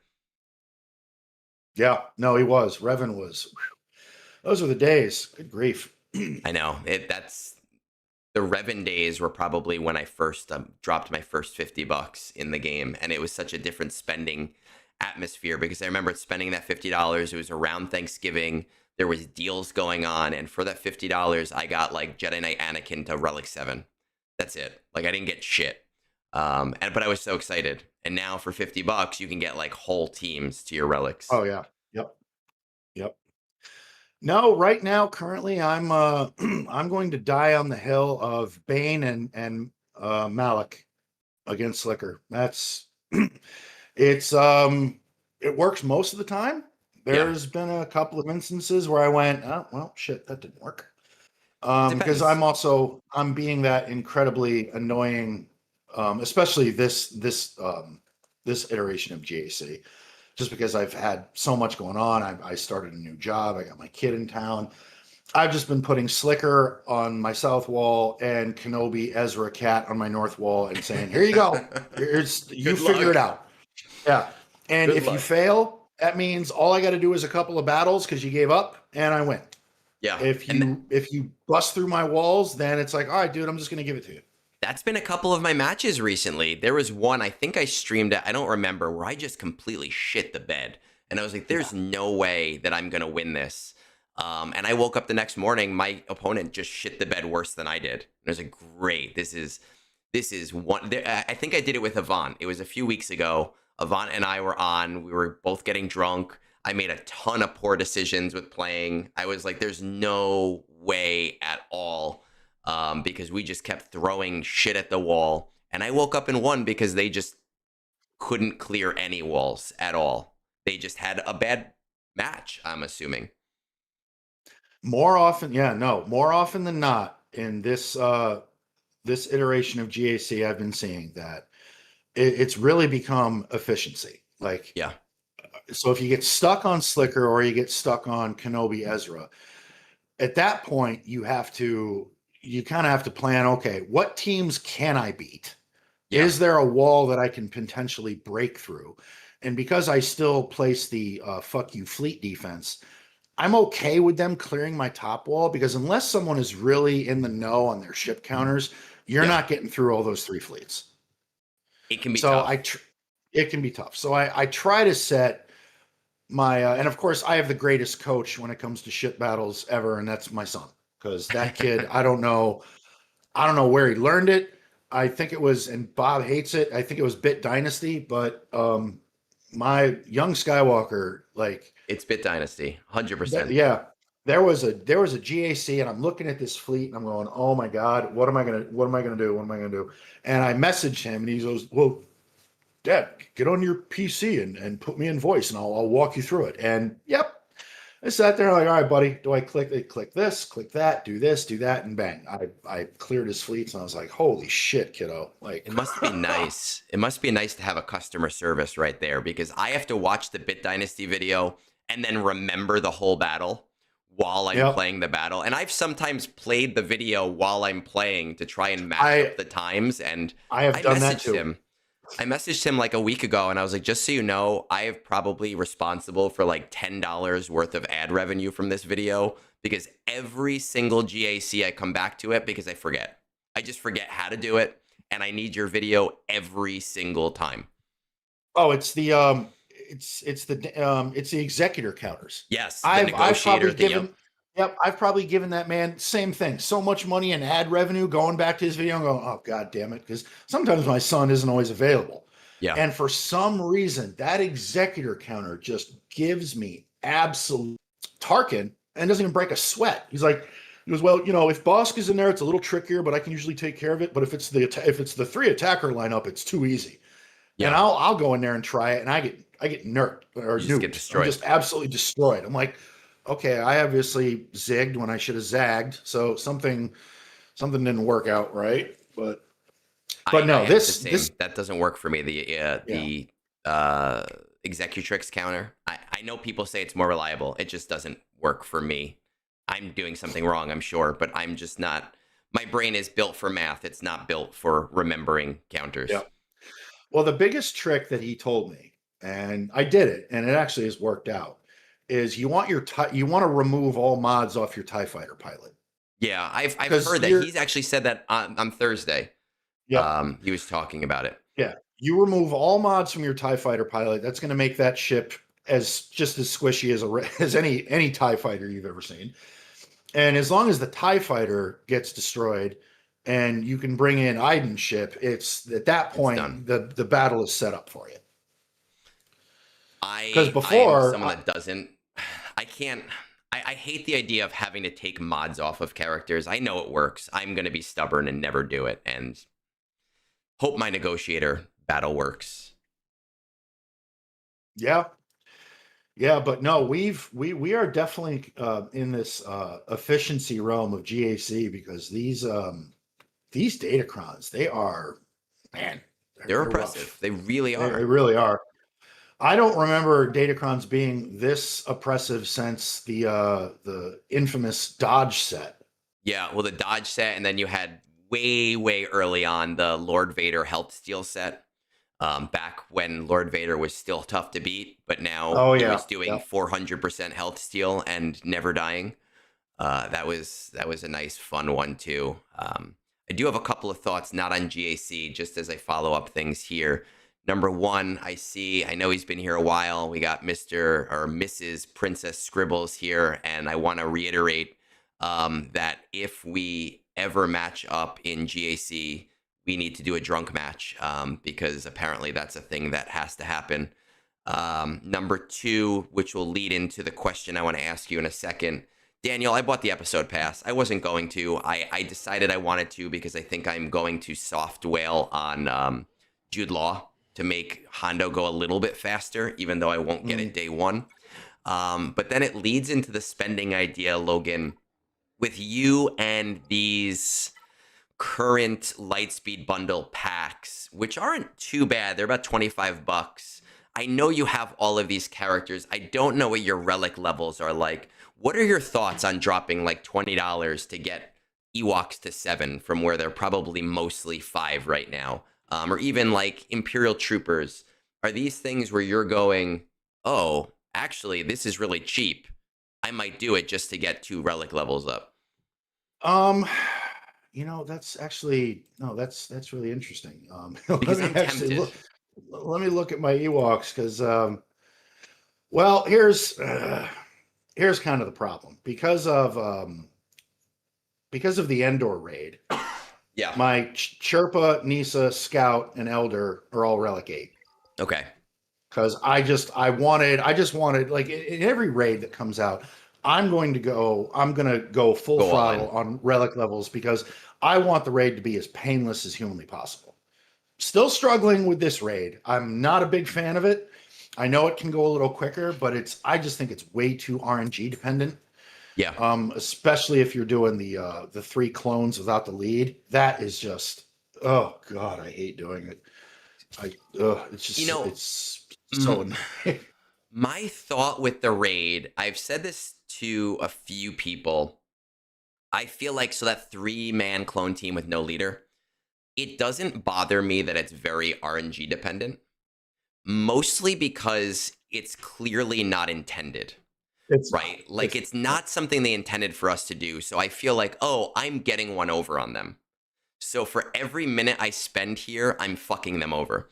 And in that way, it doesn't bother me. Now, like the 3-man Maul Sith thing in Naboo bothered me because whether it was intended or not, it did feel like a cohesive team. It did feel like a team that was meant to be used.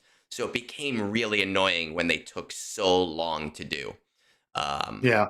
so for Order 66, yeah, I've had days, most days I can get it in like 2 to 3 attempts of getting the right RNG. Last raid, it took me 45 minutes and it was annoying. But my driving force was, hey, you know what? I know I'm not supposed to be doing this, and I can, and I found out a way to do it, so I'm just gonna do it. No, no, I no, that I agree. It is, and because it's unintended, it's just free points because it's not obviously not something CG thought. Hey, let's make a no lead 3 clone team where people can get Yeah, max score. That's not how they wanted this to work. But I'm no, glad they haven't fixed it. yes, and they People said can that they're still not do it. going to, which Yeah, is nice. It's yeah. really nice. And my guild now, we were hoping to only push to the top box -1, which would have been an improvement on the last raid for us. But because of that stuff going on, we've gone, oh, hey, we actually might be able to, well, we will be getting to that top box probably in the next 2 to 3 weeks. And that it's really nice to feel like because those jumps in MK3 are insane. Like it's so huge getting all No, that extra MK3. yeah, no, it really, it really is. Raid rewards just on by themselves are just so they're so good, especially for for relic material. It's just outrageous. It's crazy. Um, It really is. It is solid. It has helped me build my roster so much more. I'm excited to be getting that extra. I didn't look at it before, but I think it's like a 1300 jump on MK3 when we do hit that max box because that's gonna just help me with everything going forward as I'm reminded to buy my shit from the store refresh. yeah, there's been a couple of times I'm about to collect raid rewards, and he goes, "Warning, you're about to exceed capacity of this." And I go, "Oh shit, I need to go buy some stuff." I know some people do that. For me, it's interesting. I burn it out within 2 days. I just buy. I have like in my head certain numbers of each that I can't go below. So I go, oh, that's below, buy it. Oh, that's like I have this whole drop down menu in my head of got to get this, then this, then this, then this. Um, and I can't even fathom ever. I've never seen that message on my account. Must be nice. Yeah, it's only happened a few times, but it's the I think it's the Mark One that I'm usually, because there's stuff in there that, like, I I spend it just don't randomly. yeah, I'm at the point where I'm like, well, what am I down to, 300-400 of these? Okay, yeah, I could use another 70. Sure, That's why not? for me. I'm like, oh, I'm under 2,000. Great. Got to make sure everything's over like 2,000. It's insane. I probably would have more relic material, but I don't feel like I'm hurting for sub relic 5 material anyway. So it doesn't bother me. I do think it is, especially in this raid, it's a mistake for guilds not to prioritize it, even in the mid range. Even if your guild just does Tarkin Scorch, that is a huge jump in raid rewards for the majority of guilds who are not in the end game. Oh no, 100%. Now, No, absolutely. I don't know if you've ever done these before, Logan. I Sunday mornings, my wife and I, we go to the movies. So we still have time. We have plenty of time, but there's always this expectation that I'm going to help a few people out with their rosters. Have you ever done a Oh roster no, reading before? no. We've done them on the Scoundrels a few times. Okay. I'd like to do it more, but the show's long enough as it is. Jesus Christ! Oh Especially God. if Bob gets derailed, if we get derailed because of one of Bob's tangents. Um, so, All right. but So we're no, no, gonna. no. Go right ahead. Probably, if you got one or two of them, I'm probably gonna have to duck out after that, because I That's okay. unfortunately do have to take my kiddo to the airport later this afternoon. Oh, that's Yeah. completely fine. I probably will have more than that to do, but that's okay. I just want to set up my screen because I know that it's gonna screw up my boxes. Here we're going to, because otherwise people get angry. They go, wait, why didn't you Hmm. review my roster? Yeah. We'll do the grid view, Yeah. change it back to you, but you should be able to have my screen shared. Now, I don't know if you can see my actual stream or hear my actual stream, but we have this little tradition that we've started recently. My friend Moonborn, who does all of our graphics for me, he has produced a roster review song. So we have to play the roster review song before we start any of this stuff. My screen is shared for you, so you will be able to see the account once we pop it on. And let's get into the roster review song.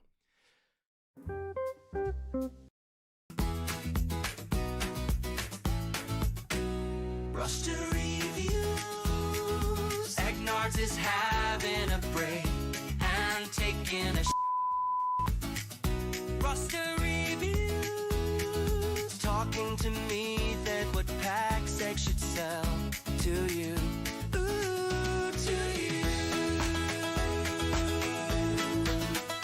To you.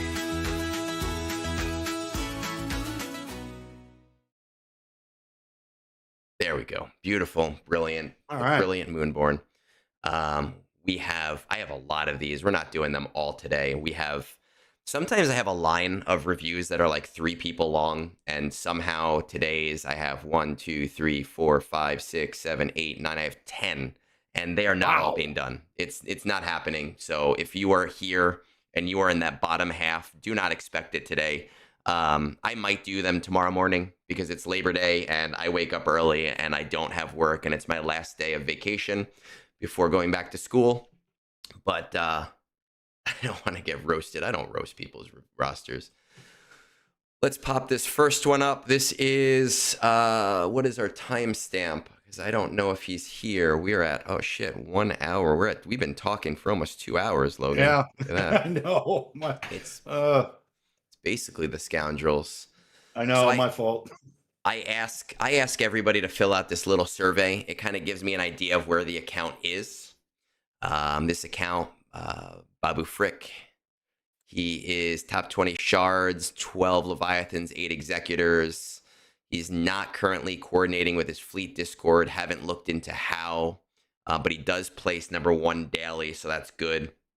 Assault battles, All of the old ones are at CT3, except for Secrets and Shadows, which is at CT2. Duel of the Okay. Fates is at the second level. Peridia Patrol is at the first level, so neither of those is really built up. Just finished Jabba, grinding his alt. I have 3 more alt materials to go. I just finished my Leia Organa farm. I will be doing and unlocking the ult immediately after Jabba. Just unlocked Bane, and we'll gear him up after prioritizing relic materials. I'm not dead set on any particular things after Jabba and Leia, so those are dead set. At this point, I'm really looking for efficiency. I have fun with it no matter what. I'm putting a lot towards GAC. I'm not really putting any energy into characters there except for my recent Bane unlock. So this is for Proving Grounds. Quad May is on the horizon. I helped him with his roster 4 months ago. Unlocked Executor, JML, Jabba, have a decent squad. Apparently, I gave him more of a roast because his account was not in good order at that time. So hopefully that has changed. Let's see what this looks like on screen. Do you have any guess as to the GP level of this player? No, No. Okay. I do I'm not. gonna say 8 to 9 million. I like to think that's guess, fair. Just based off of the assault battles. It might be a little lower because no JML Jabba. But we have it here. We are at 10.2 million. Okay. All right, so we have a 10.2 million account. I just want to double check the boys, the lover boys. So they are by tier 2. He very much means they're not even relicked yet. Let's go to our gear tracker. We have Kylo, Ren, or Rey. We have JML. We do not have Sith Eternal. We have JMK. We're very close to Lord Vader, but do not have him yet. Star Killer. We have Grand Inquisitor. Okay. We have Jabba. We have Executor, Profundity. We have Afra. Looks like we have Cal Kestis. We are about 1,000 circuit boards away from Leviathan. We do not have Bo-Katan. We do not have Jar Jar. We do not have Ahsoka or Balin or JML. And Hondo, it looks like we haven't even really started on. Is there anything in particular you would be curious to see on this account that I can show you through .gg? How close is he to unlocking Vader? Is that what he's currently working on? So he's not actually, he hasn't said he's actively working on Lord Vader, but he is very close to unlocking Lord Vader. He is 40. I like to look at the circuit boards as like a metric. He is 40 circuit boards away. So it's probably like 2 relic levels he needs to do. It looks like General Skywalker needs to go to 8 from 7. And I don't know what else. Count Dooku, I think needs to be relic 8. So it's probably like 3. Padme needs to be relic 8. So it's a few relic 8s and maybe 1 more relic level beyond that in order to get Lord Vader. And his new clones, he hasn't really invested in the new clones at all. So I'm thinking maybe he bought the Lord Vader pack. Yeah, that sounds about right. Anything else that you want to look at? I know it's weird doing this for a first time.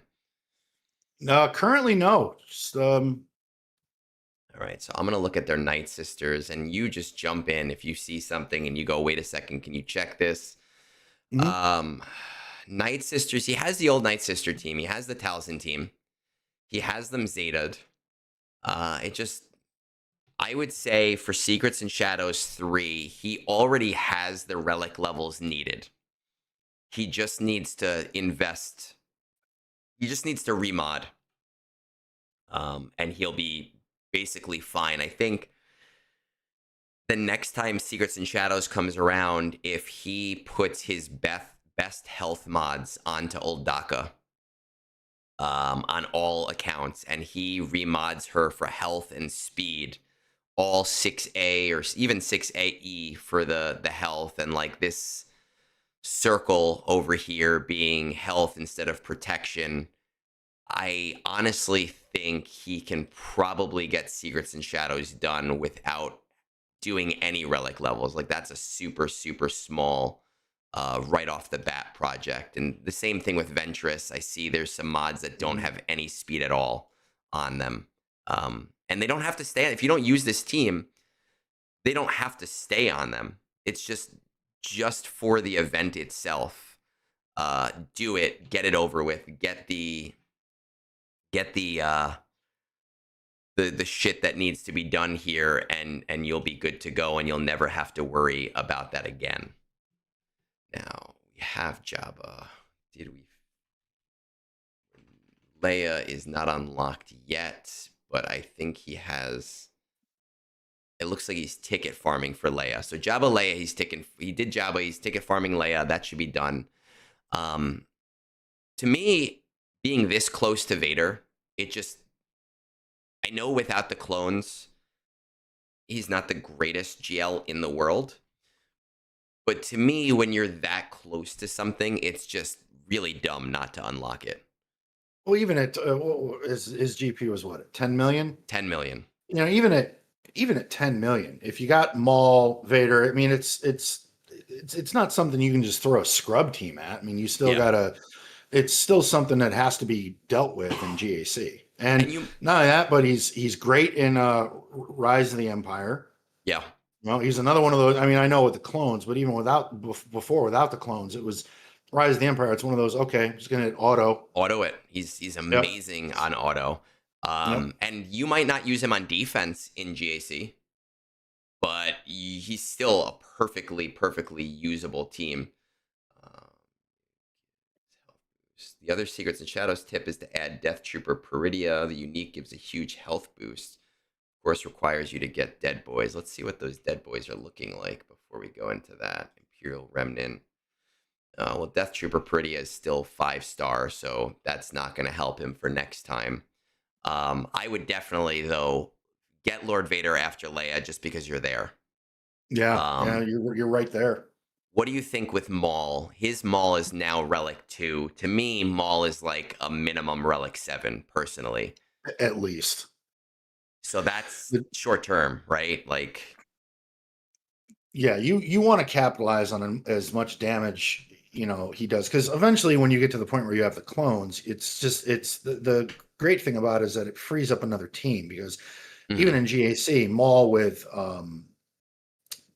the Super Commando and Gar Saxon. Gar. Yeah. It's a fun team to play with. Now, he doesn't have Third Sister yet. He can do the mission. I don't think he said how close he is to Third Sister, so I'm not gonna kind of say, because if you don't have Inquisitor, she does do well on the team. He does have Inquisitors. It's irrelevant. He'll get Third Sister when he can get Third Sister. What would you use as like the team comp for Lord Vader right now, not having the clones? You'd be Lord Vader. You would do Maul. You're probably not going to use Ninth Sister because you need it for the Reva team since you don't have Reva. Where would you go with that? Does he have the the Imperial, the red guy, the Imperial Guard? So, interesting. His Royal Guard is only like gear 10. Really? It's only like gear 10. I'm gonna go into game. I thought he was a requirement. Maybe that's one of the ones I was missing. Maybe he's not. Maybe it's just for C. I guess it must have been for C that he's. I think it's yeah. But so the thing with the Lord Vader team pre-clones is it and still post-clones, it's all about relic material, right? Like, it's all about relic levels. He wants relic levels because he is a high-stacking team. He is somebody that builds off of the mastery of his teammates, so you want that to be as high as possible. I don't know if I would invest past Relic 5 for Royal Guard just because it's not going to be an end game team anymore. but you at least want something there. So you would say Yeah. like Lord Vader, Maul, Royal Guard, probably Piet, right? Because No, Relic definitely. I 9. mean, yeah, like I would go with the old school Lord Vader team. So who would you throw in as the fifth? Oh, he doesn't have Royal Guard. Actually, does he We're gonna have range? we're gonna tell him to do Royal Guard. Yeah, not range trooper. Jesus, yeah, you can Dark tell I'm Trooper? slightly. No, No. the other tank. Stark? Oh, I just feel like that team needs a tank. Like you gotta have a tank in there to soak up some of the let's damage. see. The camo trooper, Oh, not range trooper, shore trooper. shore trooper. Yes, Does he have shore trooper? I'm not We have a seeing that. Relic 7 shore trooper. Yeah, so Okay, he there's could your throw tank, shore trooper in the team, and you've got that there. and he's a Um, pre-taunt. He taunts and out of the gate. and he's Relic 7 because the whole team, right, is like your team is gonna die, but keep them alive long enough so that Lord Vader's amazing at that point, right? So he's already stacked so hard that he'll destroy anything. And that's basically the entire goal of the team. Yeah, you need Lord Vader to survive long enough to just keep him ramping. Because Yeah. once he hits that threshold, usually around the second after the Hmm. second alt, You're screwed at that you're point. yeah, you're gonna start noticing his basic is just gonna start Doing deleting people. so much damage. Yeah. I would definitely make this our next project just because you're so close, and it'll be a quick project. If you bring even Royal Guard up, it's going to be very fast. At 10 million, core gear shouldn't be an issue. That'll give you a Lord Vader team for now. But now looking at these clones, he's doing 1 million in the raid. His Okay. guild, but his guild is not doing amazing in the raid. They're only doing 50 million, so he's kind of doing what his guild needs him to do. So it becomes, do we want to say, hey, spend more towards this raid if your guild isn't going to spend more towards this raid? Yeah. um I'm going to say, I personally think no, right? It's not going to fundamentally increase his rewards very much, and he has other things that he can build on.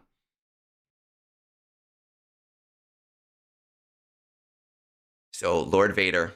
Yeah, definitely finish Lord Vader, and the fact that you've got the Okay. Shore Trooper already at Relic 7, you've got your team. Like the Yeah. second you unlock Lord Vader and get him at least into relics, bang, there you go.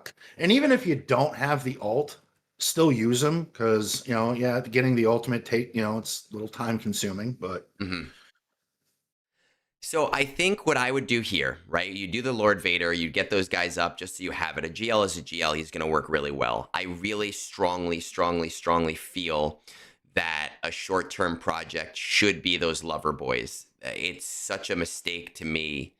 It's one of the highest return on investment areas of this game right now is Padawan Obi-Wan and Master Qui-Gon at R9 for droid brains and for keypads. And being at 10 million, I just feel like everybody should have those two. So whether you do it before Lord Vader or whether you do it after Lord Vader, I think that this is something that just has to be done as soon as possible. no, yeah, because the return on the rewards for that, yeah. Especially as you start to get into the end game, right? And you're looking to relic things more often. You want a consistent backlog of those things coming in constantly, constantly, constantly. Can you tell how many droid brains he's currently sitting on? Unfortunately, no, we can't see what gear a person currently has. You need to be logged into Hot Utils to be able to do Right. that.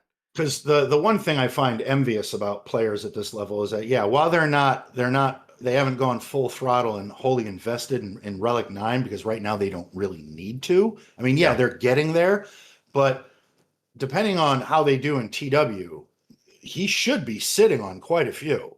Let's see. It looks like their TW win rate is about 60% over the last 6 months. Okay, all right, so he should have some in the bank. Yeah. Because I don't think looking at his roster, it doesn't look like he had too many Relic 9s. No, he doesn't. He has a couple of them. It looks like he is also, let's see, like Piet. It looks like it's just characters that are Require, needed, requirement yeah, characters that he requirements. has at R9s. I thought I saw a Malgus in here before when I was checking R5 Malgus. So my thought for this whole account, just looking here, is I would do one remod for that Secrets and Shadows just because you have the relic materials to do it. You don't need to add anything to the teams. Getting Lord Vader, getting Maul up, getting that team working because any GL is better than no GL. The Peridia boys become the next thing to do, and you could slot them in before that if you even want to because they're that good for that reason. Even if they're not super usable without Quad May, the return you're going to get very quickly is worth it. Getting those two to R9. And then we kind of talked about this earlier on when it comes to GAC, but ships are such a fundamental, important part of this game. And he has Malgus and he has Fury class. And I just feel like he should really put his efforts into Leviathan at that point because Yeah, even though he's getting first in fleets, my thought process has always been the best time to invest in fleets is when you don't need to invest in fleets, right? So the best time to do it is when you don't have to bring Leviathan to 7 stars right away. You could keep it at 5 stars, use it intermittently, get as many free shards as you can during that time, let the event do its thing for you. And then when you have to bring it to 7 star, you are spending 15,000 crystals instead of 27,000 crystals. he's getting first in fleets, and he doesn't have Leviathan. Individual is committed. Yeah, okay. He's doing it with that. All right. He's All doing right. it with Executor. What he has placed right now. I mean, there's his top 20 is 12 Leviathans, 8 Executors. So it's, he's gonna have places. Maybe the person before him has an Executor, so it's easier for him, or he's Yeah. placing. I don't know if he's placing MK6 in there and then just putting it. No, MK6. Well, actually, I've heard it works regardless of its star level. Um, the throwing MK6 into the lineup to kind of throw off the Leviathan. I haven't done it myself personally. Um, I think.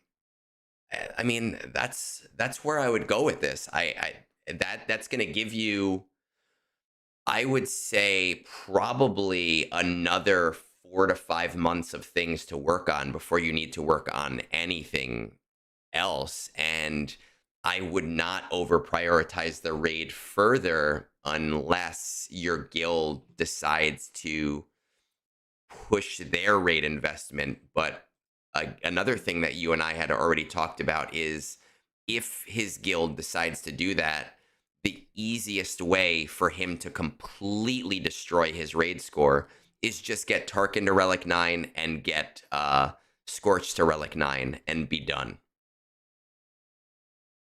Yeah, no, I totally. His account's in, it's in really good shape. There's a couple of things he needs to fine tune, but no, if he does that, um, he's going to be in great shape. Yeah, I think that's where we go with this account. I Yep. think I think that's it. We don't have to worry about anything else. And again, this is somebody who is part of my membership stuff. And he has, and I'll say it to him here. He has basically instantaneous access to me at any time for asynchronous help. So like, if there's any small things going forward, just reach out and be like, hey, I just did this thing. What do you think? But that's what I would do with Sir BabuFrik here. Yeah. I like seeing accounts like this because every time you unlock something, it's new, it's exciting, your roster grows. So no, that's a great. He's at a great point to be a Swigo player. It's fun. Where we are in the game, sometimes it's like, all right, there's one thing to farm. Well, I Yeah, guess I'm that's it. farming Yeah. that one thing. I do kind of miss being in that spot where you're like, there's so many things to get. Yeah. Yeah. I as much as I think back in the day, I hated it. Now it's like I You miss miss it. farming. You feel it. You do. Yeah. Do you have time for another one, or you got to go to the I airport? actually I do not. It's about Okay. 10 o'clock, and my kiddo's flight is at about 1, and they Yeah. always say get to the airport like 1 or 2, Yep. and the airport's an hour away from me. So yeah, I got to start. But thank you very much for having me Yeah. on. I've been looking forward to this. Glad I was, because I think just my internal clock woke me up with a headache, and I went, oh shit. Yeah. Yeah. So no, I was thank you for having me on. Again, if you're interested, if you've never checked out the Scoundrels, every Thursday we go live on Twitch. Um, I stream here and there, sometimes GAC, sometimes not. Every now and again I'll stream just a random game, just something I might happen to be playing. So it's not always Swigo related. But Egnards, I appreciate you. I appreciate what you do for your community. You are a top-notch content creator. I'm very happy and proud, privileged to call you a friend and have you as a member of the Scoundrels. So that's all I got. I hope everybody has a great, fun-filled Labor Day weekend, and that's all I got.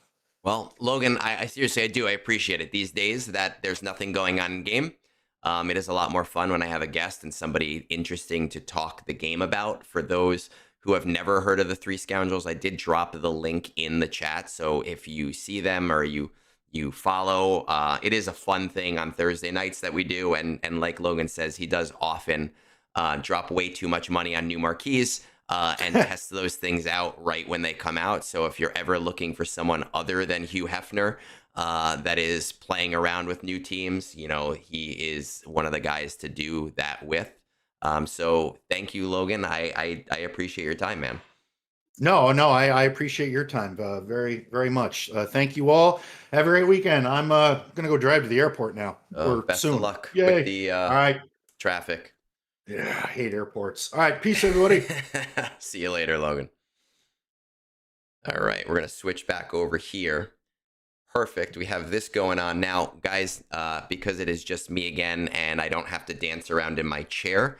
I am going to just take a quick bathroom break and then we will get into a few more reviews and go from there. So just give me 2 minutes.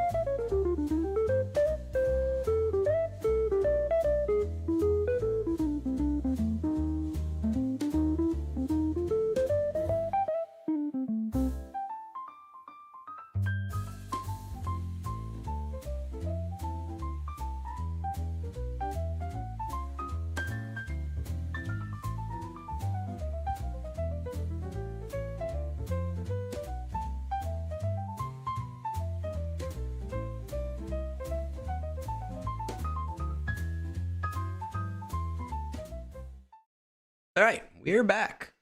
Let's see if we can knock a few more of these out before I have to leave for the movies. Got to change over. Oh, and we still have to do Egnards draws. So let's do 1 or 2 more, and then we can do Egnards draws and go from there. We're gonna go on to Discord. Well, first we're gonna go on to Discord on this source instead. And over here, let's see what we got. We got Deserted. It's 2:24 right now. What movie are we seeing today? I actually don't even know. To be honest, we saw Honey Don't yesterday. It was pretty good. It was all right. There was some shortcomings to it. Today we are seeing weapons, which I've heard is amazing. We've got deserted here. Top 20 of your fleet, 75-25 Leviathan Executor. Are you coordinating? I'm in the Discord. We have 3 rogue players that take out anyone. Those people are pieces of shit. Assault battles. No Rebel Roundup to CT3, which tells me no Jabba. Seekers of Shadow CT2, not a bad deal. Fanatical Devotion CT2, so probably no Riva. Duel of the Fates R9, good boy. Peridia Patrol R5, currently finishing up Leviathan, busy with getting raid score to 5 million as that is our guild push, building for Mace but have R7 Jedi and rest still G12 or lower. Busy sharding and relicking up, but not enough for a complete team yet. After that, maybe Riva to R7 and Bo-Katan. Oh, so Riva you do have, but don't have high enough. Are you dead set on continuing? Leviathan, yes, since it's almost done. After that, I'm down for any and all recommendations. Okay, well, I mean, Leviathan is, you say it's at 10 of 100, so that means you have it, right? You're not relicking for it at this point. You're just sharding it. How highly do you value efficiency? Mostly efficiency. There is some fun in being efficient. Any favorite characters? No. Ezra, we're a little far from, but Ezra just hit Proving Ground, so that is really nice because you can get those shards there. Hey, Berm. Morning, buddy. We're going to have to, actually, I don't know if I'll be able to play at all tomorrow because it's Labor Day and my wife and I are going to do stuff, but it'll be my last day of vacation.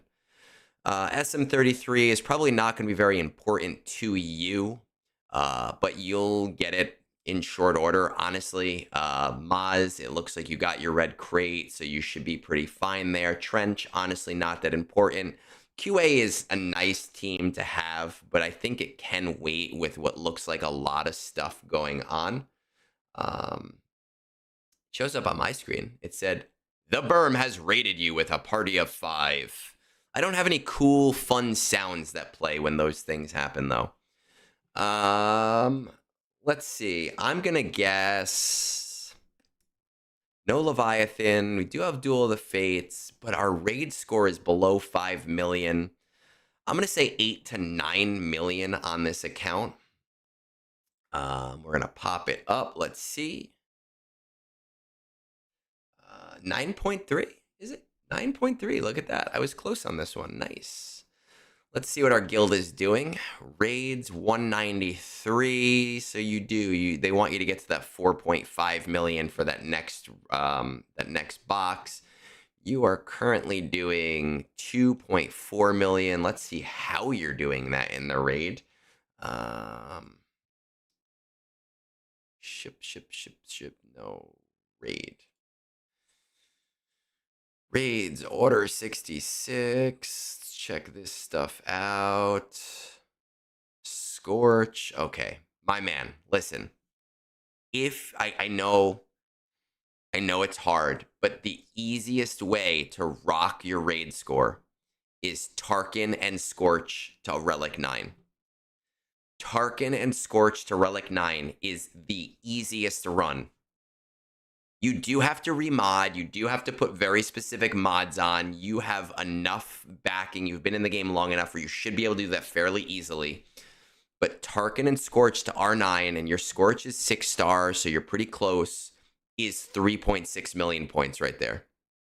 And I understand that R9 material is really tough, but you're going to end up using way less signal data and way less lower end material doing it that way so that you can focus on all of the other projects that you need to do right now. So I would really strongly recommend doing 2 refreshes of Scorch every day.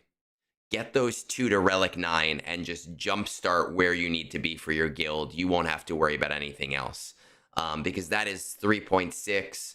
Your Keller and Beck team will do another 1.2. So that brings you to 4.8. And Enfy's Nest solo is going to bring you to 5.9201 to a 5.1. Do you have Hondo? Hondo's not high enough, but that's going to be the fastest way for you to do this. And the easiest way for you to do this is just do that. Make your life easy. You do have Jabba, so it's interesting. Oh, you do have Rebel Roundup. I just read that wrong. Forest Moon is at CT2. Okay. Riva, Third Sister. Okay. Once, let's look at your Imperial Troopers. Veer Star. You don't have the Zetas. That's probably why. You're probably hurting for Zetas.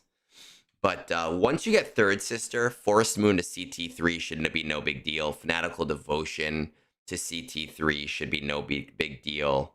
Peridia Patrol, I'm very strongly in the R9 camp, but at 8 to 9 million, I don't think it's a necessity. I do think you should bring them to at least R7 for that tier with where you are in the game. So if I had to say anything right now, I would say your important things to do would be to get Tarkin and Scorch to Relic 9. You're done with Raid. I would do Third Sister at that point, and that will finish off Forest Moon and Fanatical Devotion for you, and it will make, well, let's even see what your other Inquisitors look like. It'll make your Inquisitors team, it'll basically jumpstart them at that point. I would definitely finish Leviathan, though here's the thing. If you are hitting first place, I don't know if you didn't tell me if you're hitting first place. I have no idea if you're hitting first place. If you're hitting first place, I would honestly say don't refresh Leviathan more than once or twice a month and use those crystals elsewhere. If you're having trouble hitting first place, then fine, use those crystals, get it to where it needs to be, and it'll kind of help you out pretty fundamentally. You do have Executor, nice. You don't have Profundity. Let's check out some of this other stuff. Very close to C. Okay, good. Leia is very close, nice. Bo-Katan's very close. Bo-Katan is such a great guild thing too. It's so much help. No Profundity. All right, let's check out what these ships are looking like. Executor 7-star. Okay, I got you, man. Here's what we're gonna do.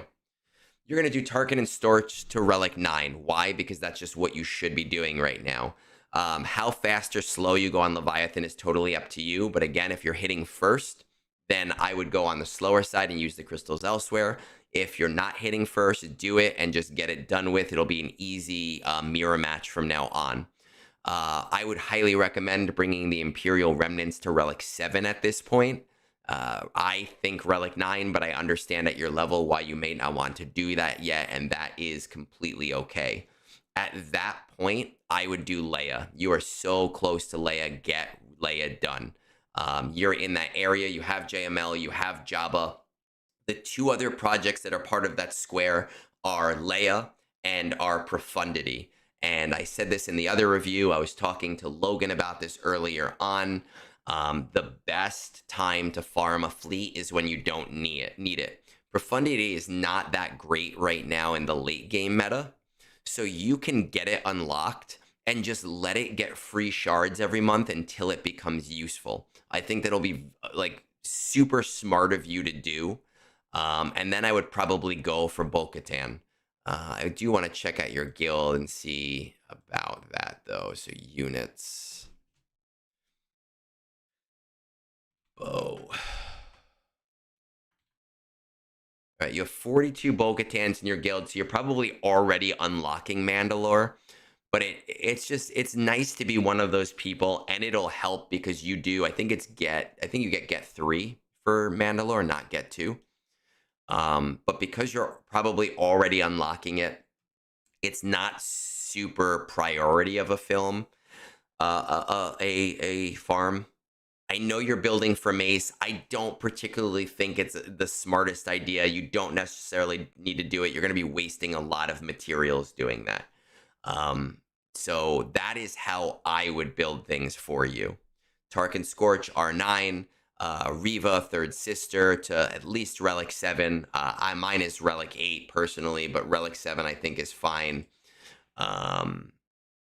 Getting those Imperial remnants to, Leviathan, you're sliding whatever. Getting those Imperial remnants to R7, Leia next, after Leia, going for Profundity, then doing Bo-Katan, and you're good. That's 6 to 8 months for you, man.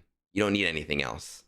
That's where you need to be. That's going to shore up your Forest Moon. It's going to shore up your Secrets and Shadows. It's going to shore up your Fanatical Devotion. It's not going to fully shore up your Peridia Patrol, but it's going to put you in a nice position for Peridia Patrol. So that is what you need. That was a quick one. That was easy. Let's try to do one more, and then I'll try to do some tomorrow morning as our last day before I go back before break.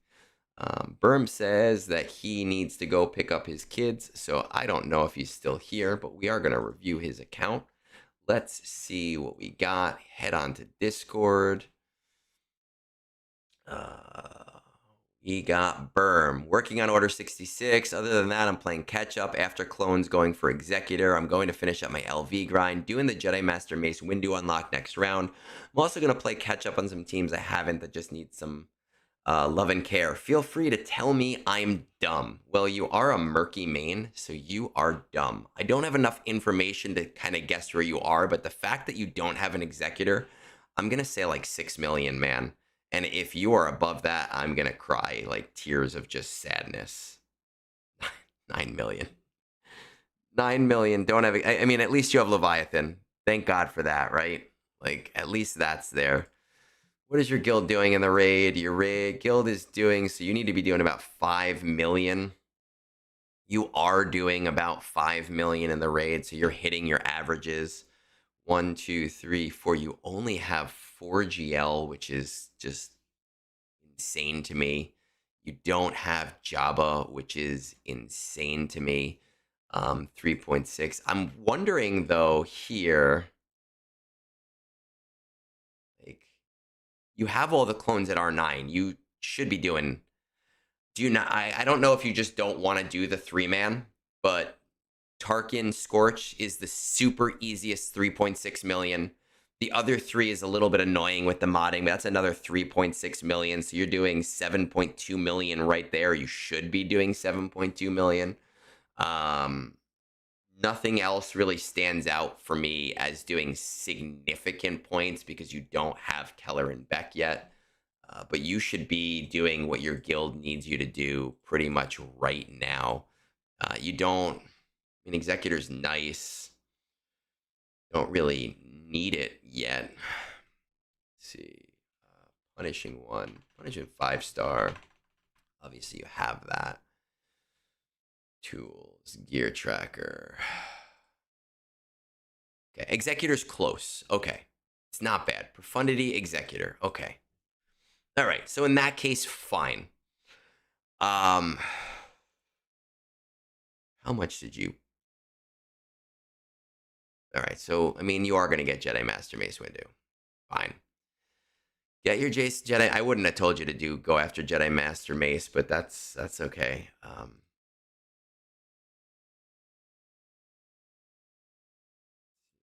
Leia is far. Holy shit. You don't have JML. You don't have Leia. You don't have Dude. Oh, my God. My man. What the fuck? The only reason I'm going to tell you to go for Executor is because of how close you are. You're just that close that you might as well do it at this point. Otherwise, I would normally tell someone it's not worth it. And then at the same point, I would just bite the bullet on Profundity because, again, you're so close and you can just get those shards for free each month.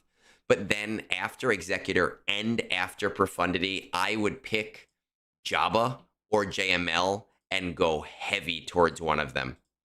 I personally, with where you are in the game, I would say Jabba first, but you need to get yourself into that Jabba, JML, Leia kind of ecosystem where all of these requirements work well together.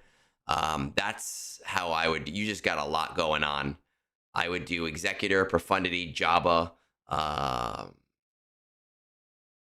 I don't think it matters whether you do Leia or JML after Jabba, but I would do one right after the other. This is like a. Did I did give a face palm, didn't I? This is one of those accounts that like it's not a bad account at all, man. Like and Berm is a great guy. You know, we play games a lot. We're friends. Um, but it's definitely one where you need to. We're in this raid. Finish up your raid prep literally as quickly as you can. And Jedi Master Mace Windu is going to do that for you just because you already have all the requirements. So you might as well. Oh, he is here. You might as well do it. But get over it as quickly as you can and start working on those back end GL. You said it. You got to play catch up on those GL, and you got to play catch up on those ships. And it's going to be a long, arduous road. And honestly, we don't know what's coming after Pirates. We don't know what's coming after the thing after Pirates. So there may be detours you have to take. I don't know. But I would really be planning for that stuff.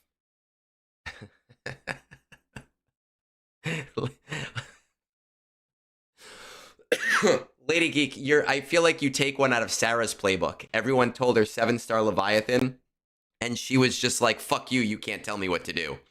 That sounds exactly like what you're doing. You're like, fuck you, I'm gonna spite myself just to get you angry. But that's why I love you. I love you for that. Berm, man, that's what I would do with your count, man. You have to get into that ecosystem. I've drawn the diagrams on it before, but definitely do Executor and Profundity first. Do both of them first because you're so close that you can just get the free shards every month while you're working on that other stuff. I have spoken. That is the quickest review I've ever had to do, man. I am going to tell you that you're dumb. I still love you, but you are dumb. Anyone else who is in the chat and looking for reviews, I think, again, I said this, tomorrow morning, I will do a review stream and we'll get ourselves caught up on the rest of these reviews that need to be done, or as many of the rest of these reviews as we can get done. I do have to go to the movies soon, so I want to get started on Egnards paints because that is one of my favorite things to do now. So I need a subject of our Egnards paints for the day. First week we did Jabba. We did Jabba and Slave Leia. Second week we did a Gungan drinking a beer. What should we do today?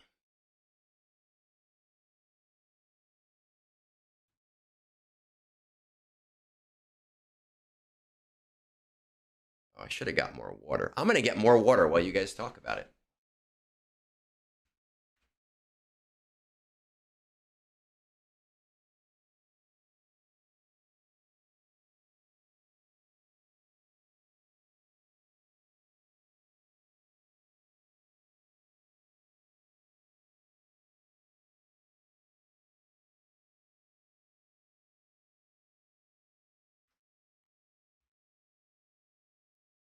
No, nobody wants to give us suggestions for Egnard's draw stuff today? Man, that's sad. Normally I have fun people on here.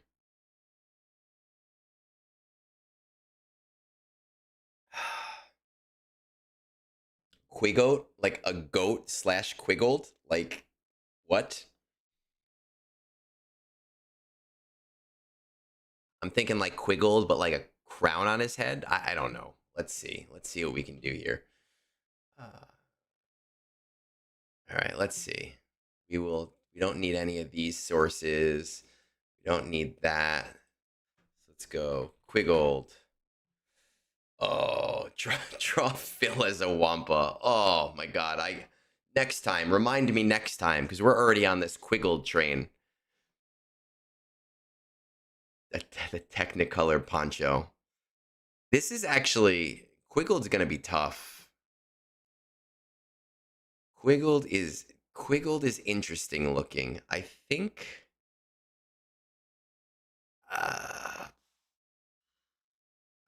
this is probably the best picture to use as a source for Quiggled. Not to be too much like Phil. Where is Quiggled? There he is. All right. So we're going to use Quiggled because that was what was first said. Now all my fun people came in after. And let's see. I actually, like, it kind of looks...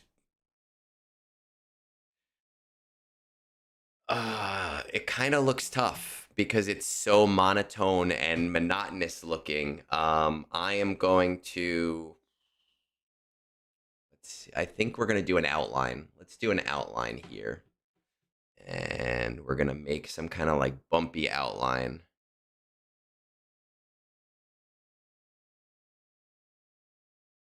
And there's his little tumor face. Oh, we got to close this up.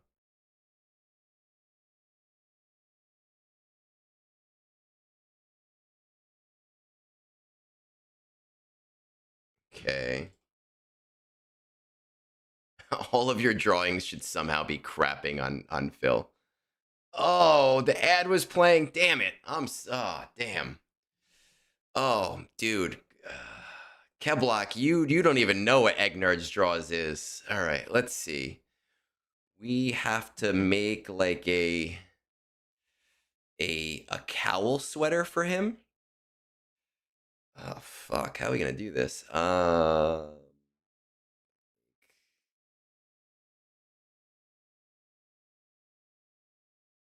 cowl here.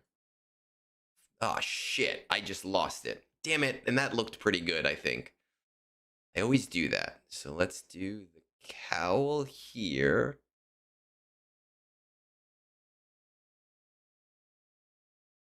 No, I'm not doing an outline. I don't like the outline. It's not working for me. We need like a light, like beige kind of thing. We're gonna do it with the airbrush. I think the airbrush is gonna be better. Kind of like a weird flesh color. Where is our airbrush? Okay, used to be able to set the density on the airbrush. Let's go with this.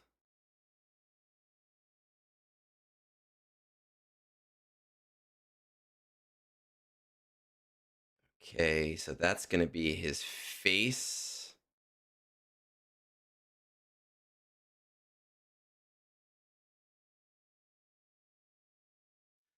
Make this a little bigger to make it go faster. Kind of looks like a Bob Ross painting right now.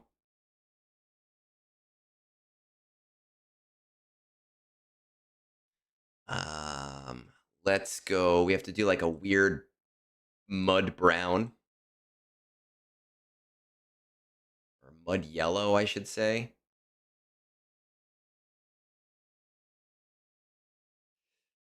And that is going to be his cowl sweater kind of thing.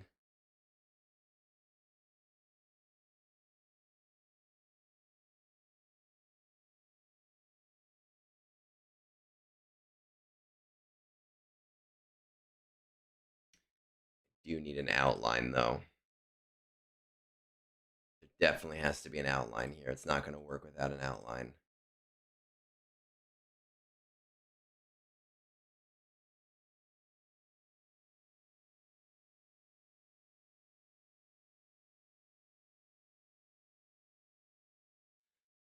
Uh, we need darker on the inside, right?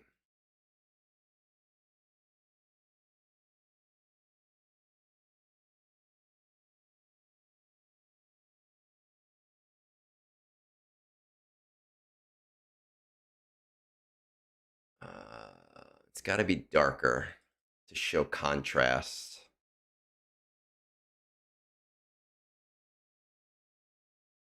Some darker here.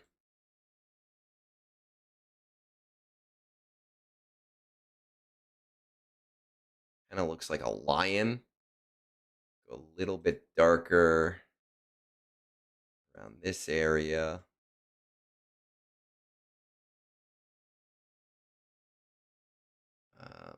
This is not...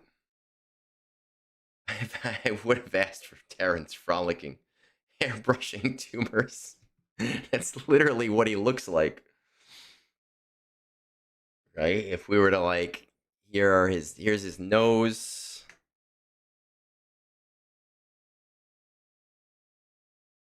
fucking pig nose.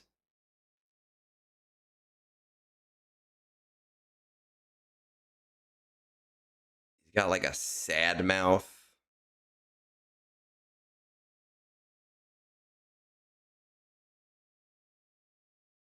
Uh, he has like these inset eyes.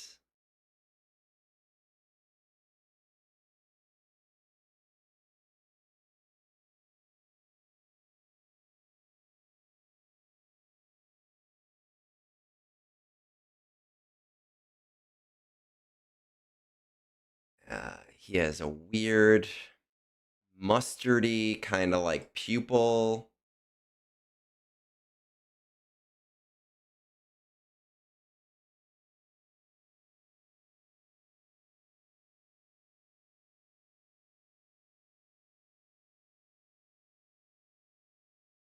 Uh, these weird fucking things up here.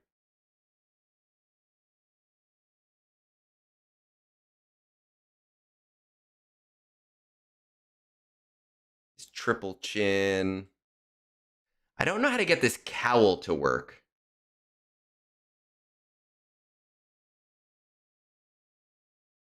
Right? Like I don't know how to do like shading and shit. Why did you guys give me such a hard one? Uh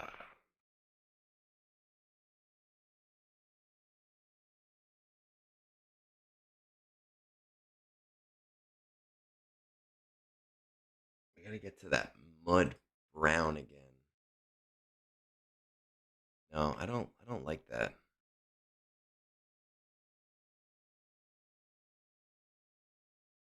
I don't like this one. Okay, we got that. We have this. This has to loop around. And this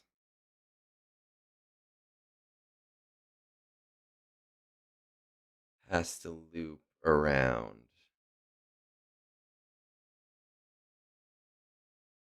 And this, our airbrush, is this the right color? No, it's not. No, it's not. Where the fuck is the correct color?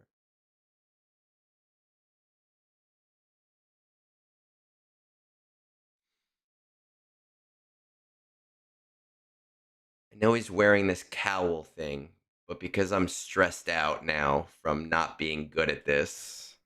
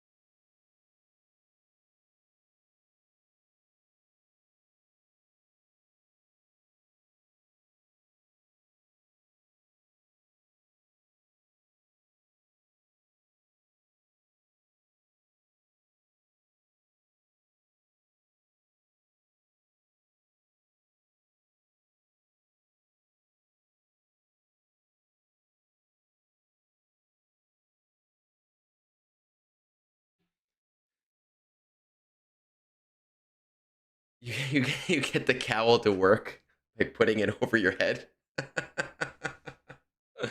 I mean it's him, right? There's Quiggled. I think it's Quiggled.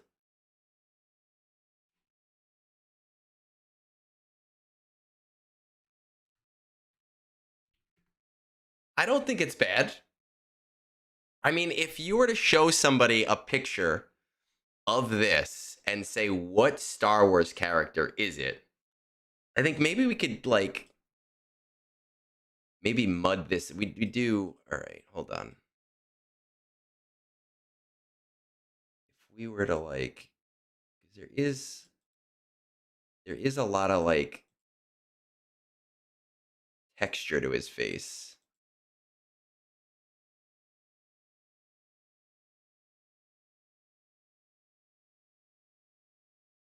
And then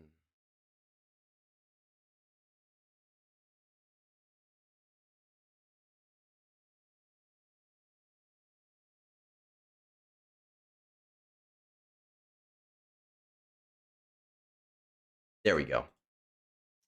That is Egnards straws.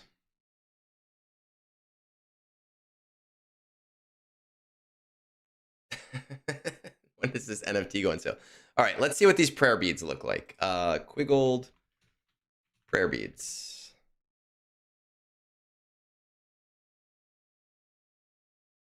Okay, we can do this. We can do it as like we could do it as maybe like a necklace for no. Yeah, let's give him like a little necklace. Right? Like it's kind of colorful looking. So we'll like go like this. Like that. Like that.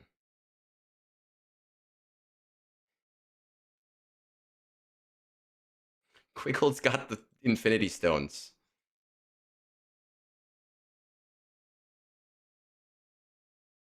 And we'll draw like a little line connecting each one of them.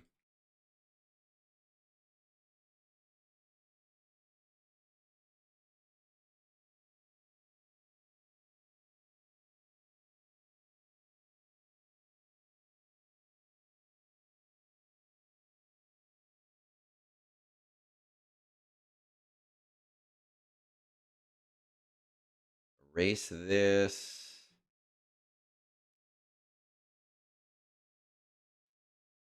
There we go. That's Quiggled. That's him. There it is. I'm happy. I did it. It's perfect. I'm not mad about it. I love it. It kind of looks like Jesus. It's basically space tumor Jesus after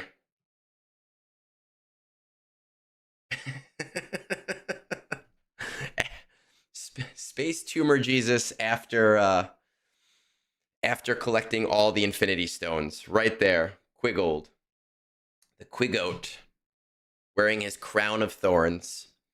I do have to go. We do have a movie to catch. Let's see. We have anybody who is on doing Star Wars right now. Nobody is doing Star Wars right now.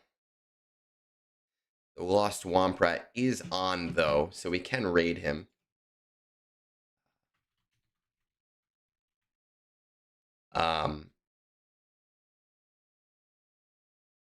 Makes the 120 I spent on him well worth it.